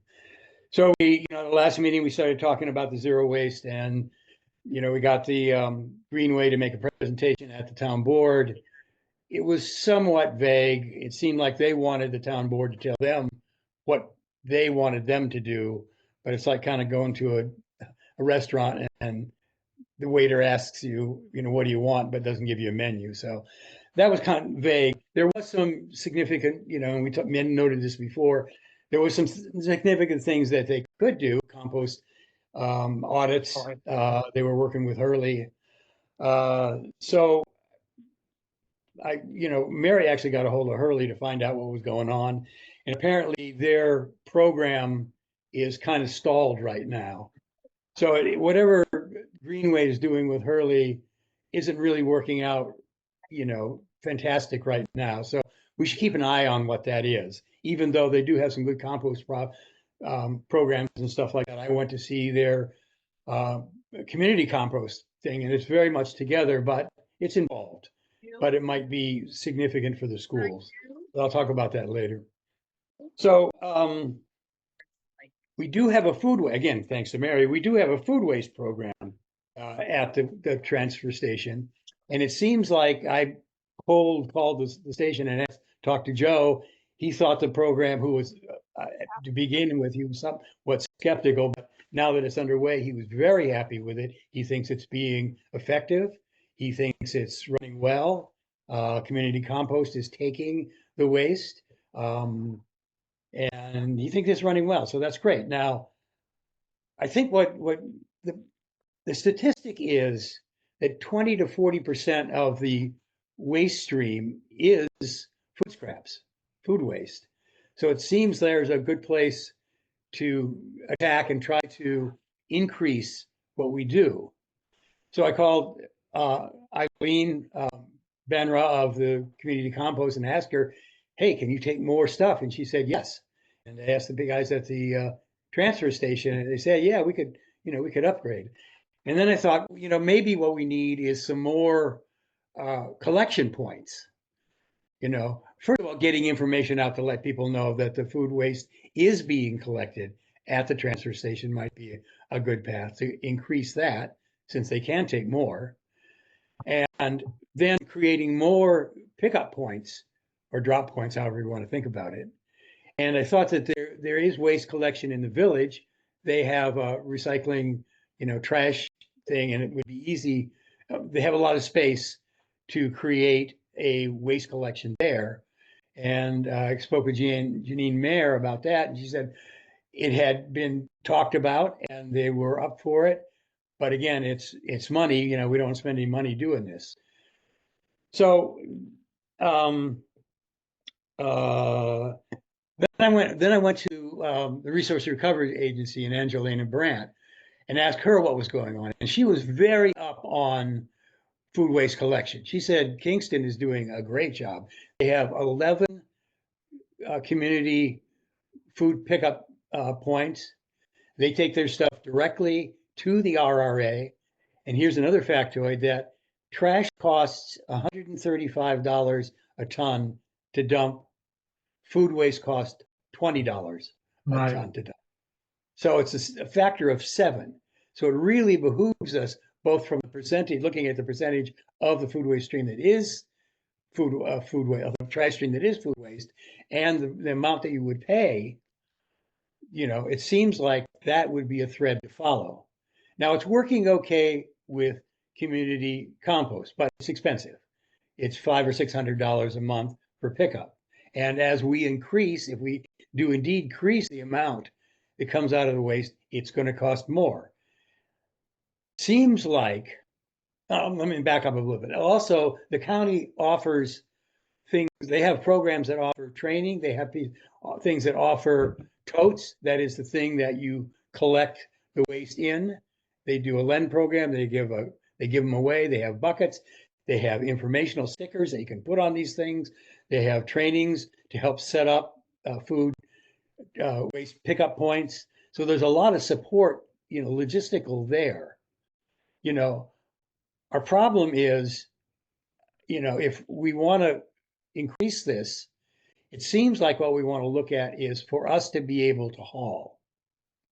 In other words, instead of using what's a little bit expensive now, and if we could have our own vehicle to do pickup, we could both haul ourselves. It's only a half an hour to the Resource Recovery Agency. So an hour round trip, maybe 2 hours, and we've got these great EVs, which don't cost anything to drive. Maybe those would be things that we could use. Seems totally appropriate. And also getting him in and out of the pickups, a little bit of a problem, but it's really very common to have tailgate lifts, hydraulic tailgate lifts put on pickups. It's not a huge deal. It's not rocket science. Or there's booms that also do it. So there's these possibilities that would also, if we had our own vehicle, we could create pickup points, and we wouldn't have to create through community compost a separate system. At every point, we could just set up the pickups and take them to the RRA, and it would be a lot less expensive, and also create a situation where more people would have access to do this. So this is all hypothetical stuff. I don't know. I wrote Fred and asked him if indeed, before I go to Doug Meyer, I think we should have all our ducks in line for a proposal, and maybe have the town propose it to him. But if we could get that happening, I didn't hear from Fred. I don't know who has use of those vehicles. Zach, did you get any information on that? The 2 EVs at this time, one is operated by Parks and Recs, and the other one is used by the water department, if I'm not mistaken. Okay. Would there be use for the landfill of those? I don't mean, see. Go I ahead. mean, yeah, if you're you're asking me personally, I don't see why that would be an issue. Yeah, I feel like either would be an option to use. I don't see why not. Okay. Anyway, so I'm trying to cut this short because we're running short of time. So getting more buckets out there, getting more pickup points out there. There's lots of information and protocols from the county. So anyway, I think we should think about. Oh yeah, then there's the schools. Anyway, for the town, we should think about possibly transitioning over to self-haul. After we make some increases, transferring over to self-haul. Then there's also the schools. And inquired about the schools. The schools do not divide their trash. Everything goes in the trash. They would be open again, but the school budget doesn't really allow it right now. But there are schools, Angelina pointed out, Roundout Valley and Ellenville and another school system, they do separate either before or after. There's the pre-consumer, in other words, right out of the kitchen. That's an easy separate. Then there's the people's trays, the kids' trays and scraping. She sent me pictures of the eco clubs in these schools monitoring the scraping of the stuff so that it doesn't get contaminated. So it ends up being not only way of separating the waste, but an educational thing.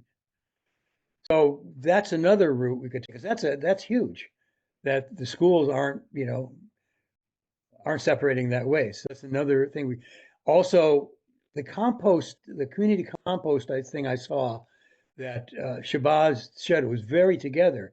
That also seemed like it could be like their greenhouse at the high school could be an educational thing as well as a practical way of taking care of their wastes.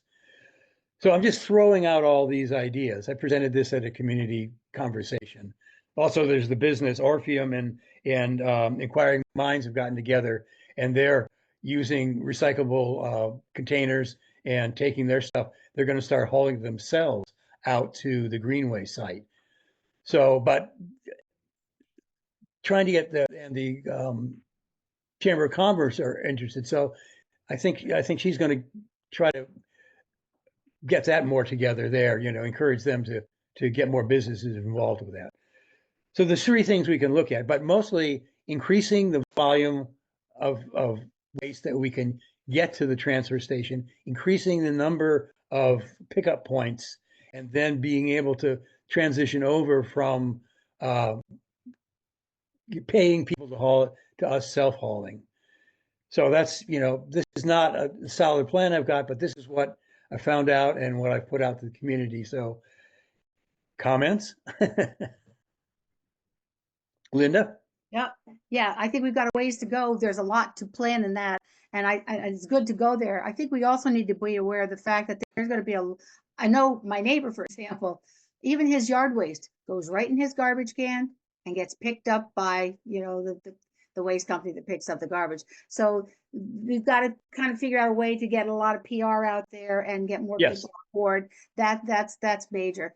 And I know the grant things I sent you, many of them are closed, but there is also a grant for schools to get schools involved in this from the state. So of course the application is due May 23rd for this Right. year, but at least I can get the application form, find out what's on it, start talking to the school, so perhaps for next year, or maybe we'll find other grants for them, to help get them on board if they're willing. I asked Linda to find out because Angelina had suggested that under CSC that there was a lot of grant available, for this kind of project, as well as I forgot to mention, the RRA is working on granting for communities also.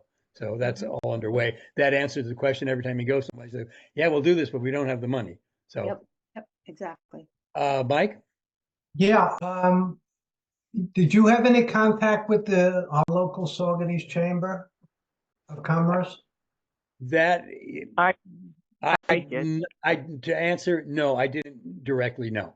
Well, okay. Now, Ulster County has a food waste program through the restaurants throughout the county, and it might be a good touch to get to the chamber some information for the local restaurants here, because that's a major savings for them. So, Could you make that people connection? taking their little buckets may be one thing, but most of the food waste is through the restaurants. Right. And you could talk to me later about it. We could talk to Barbara, who's on the chamber. Right. And might be able to get somebody down to encourage the restaurants in town to get onto the county program. Right. And just This is finding something out, I want us all to do. So, Yeah, where I'm we just can throwing make contact and, create more, attention would be really great. and just finding out what the grocery stores are doing, especially Price Chopper, because I'm pretty sure that they're on a program where all their extra food either is donated, what can be used, and the rest is composted. Yeah. Mary? So thank you, Skip, for bringing this up tonight. I would love to have a team effort from CAC helping out with this. I have been in touch with Mark Smith at the Chamber of Commerce. There are several smaller restaurants that do have a food scrap recycling program. It's mostly kitchen scraps, so pre-consumer, not post-consumer. but they're very eager to do something. And as Skip mentioned, we've been in touch with the village, with Janine Mayer. So there's a lot of room for growing, and it would be great to have team effort. The town has had their program for 6.5 years. It's going really well now. It does cost the town, and that's where the village has resisted.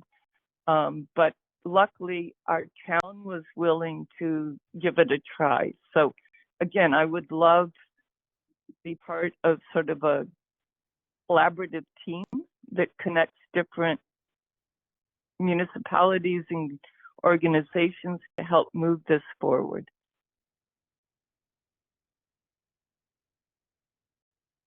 So, Okay, all right. I'm sending a message and I'll be right with you. and I guess part of what you presented was what we can do now with neighborhood pickups, and I had shared with him that Columbia County has started a new program, and that Mark Ryder from UCRA and some of others of us are interested in going to see what Columbia County is doing with processing food scraps very quickly and receiving large amounts of food scraps at their different transfer stations. Okay, so anyway, so this is a work in process. I'm going to try to make some more connections. And then if we can make a connection with the Chamber of Commerce to see what's going on there, maybe we can pull us all, a little bit tighter together. Right now, I just wanted to throw all those ideas out and have people think about them, think where we could go with them. I think because the town board was asked by Greenway to make an RFP, got me the idea. Let's think about what we could suggest that they could do so they can move forward in that. So, any more comments? Okay, so we're going to go on to EMC, and you can do the pollinator meadow at the same time, Leslie. Okay. Skip, if I may, I added in the chat, I think it'll work, a link for the August 2024 DEC update on the Saugerties Superfund site, state Superfund site. Okay, great. Good. Okay, so Leslie wanted to talk about the pollinator garden, and I'd ask her to talk about the EMC. First, the Ulster County Environmental Management Council. The presentation at the last meeting was from, I can't remember the young man's name, but he runs the sewage treatment plant for the town of Ulster. And the presentation was specifically on the huge impact that flushable wipes has had on sewage treatment plants. And there's in particular, and it was so bad, there's evidently a nursing home that produces lots of these, plus lots and lots of residences. And with so many people home during the pandemic lockdown, it was really bad then. They were clogging up, and they would have to pull certain pumps 3 times a day just to pull them offline and clean them and get them all back in. And they identified a company, spent I think it may have been like $100,000, had a system put in that clears the debris, clears the flushable wipes that really are made out of plastic, so they don't break down. They really just shred into microplastic and fibers. So they did find a system that worked, and they have information if any other municipality would want to talk to them or address that problem. We don't seem to have any contact with our town's sewage treatment manager, whatever you call it, supervisor. So we don't know here if it is a problem, but according to this man, it's a problem for every community that has a sewage treatment plant, that these things are just awful and pernicious and ought to be illegal, and none of them ought to say flushable. In fact, I've noticed some now say do not flush.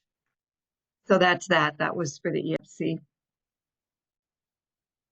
And again, the The annual conference is the 24th and 25th of October with the theme of innovation solutions for a changing environment.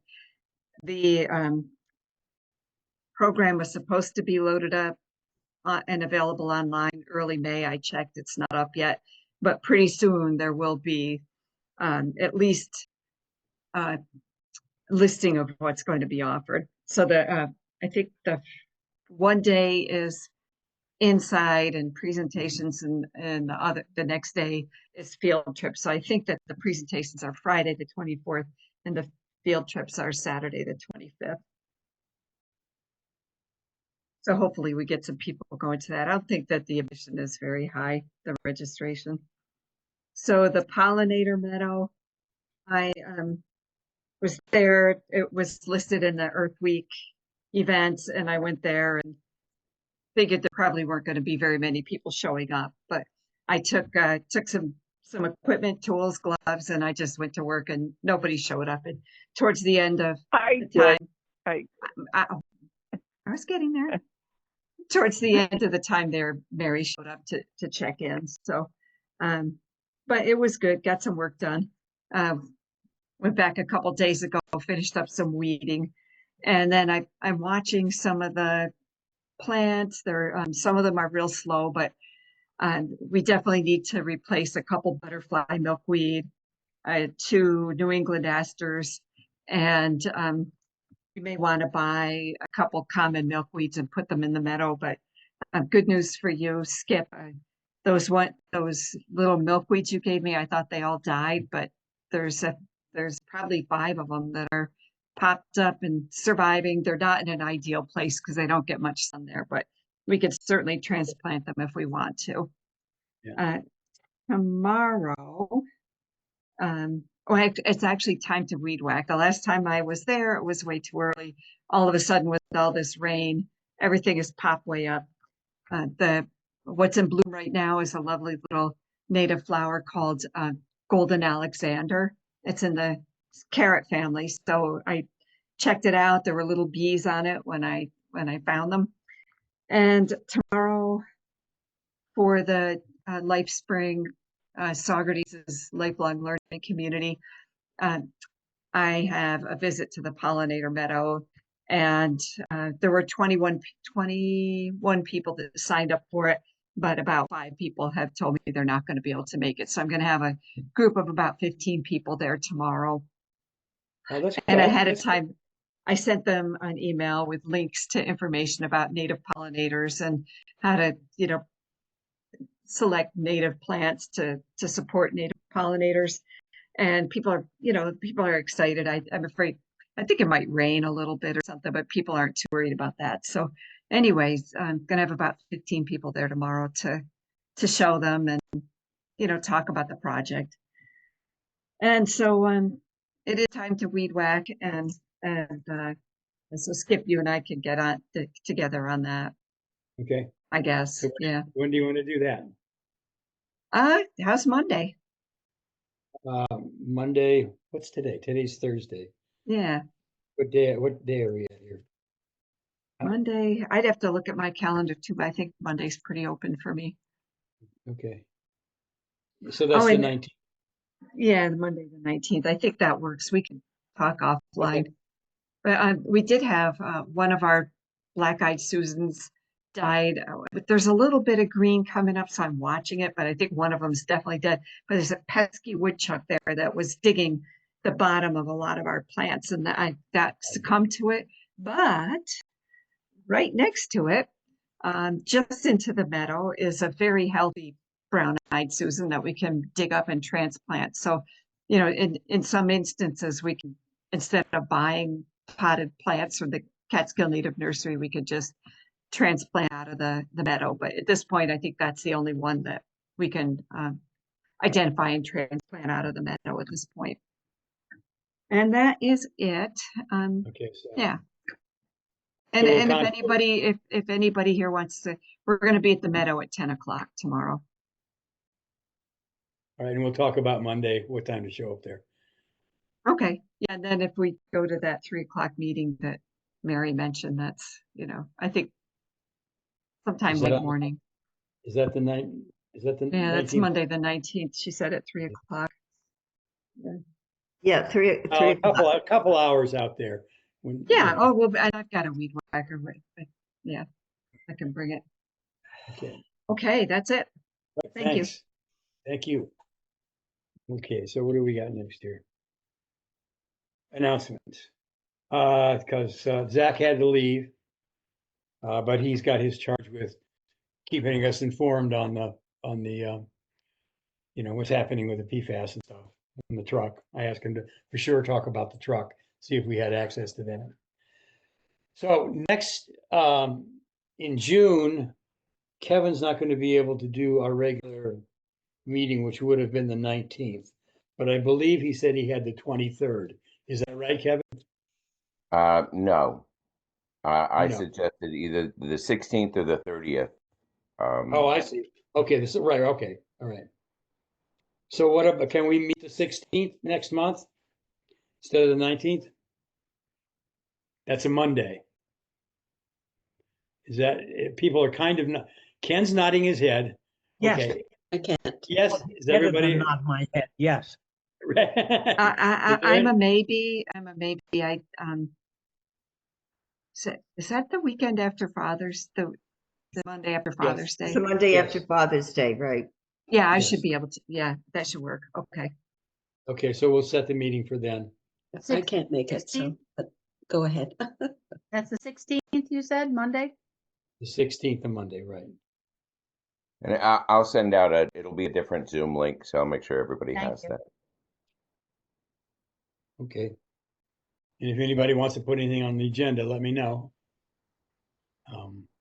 Oh, one thing before we close, during Sure. that environmental week, we went over to, Barbara and I went over to see the sheep at Steve with Stephen and Elizabeth. If you haven't been over there, it's incredible, the sheep farm. So and how But they it's so you just ask them to take if you could tour it or something. Well, during the week that you had the pollinator garden people coming, Stephen and Elizabeth opened up the sheep farm. And I think there'd be a lot of people, but we trudged down there and there was two or three other people, but it's an incredible operation. And there's a lot of good information about how they work with it. The people that they have managing it are wonderful. So if give them a call and see if you can walk down to the farm and see their operations. Quite something. Cool. Okay. Any other announcements? Just one, Repair Cafe, June 7th, Senior Center, 10 to 2. Okay, Okay. so what time should we be there to help you out? 9 o'clock we start setting up. Okay. Okay. Okay, great. And from 10 to 2, you have fun meeting and greeting guests and showing them where to go. Right. Telling them where to go? No, showing them where to go. Showing them where to go.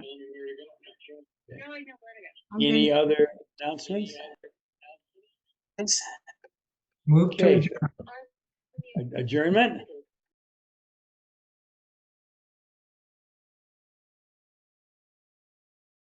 Good night, Next everyone. Thanks, Skip. Thanks, Good night. everyone. Bye. See you Bye-bye. in June, maybe.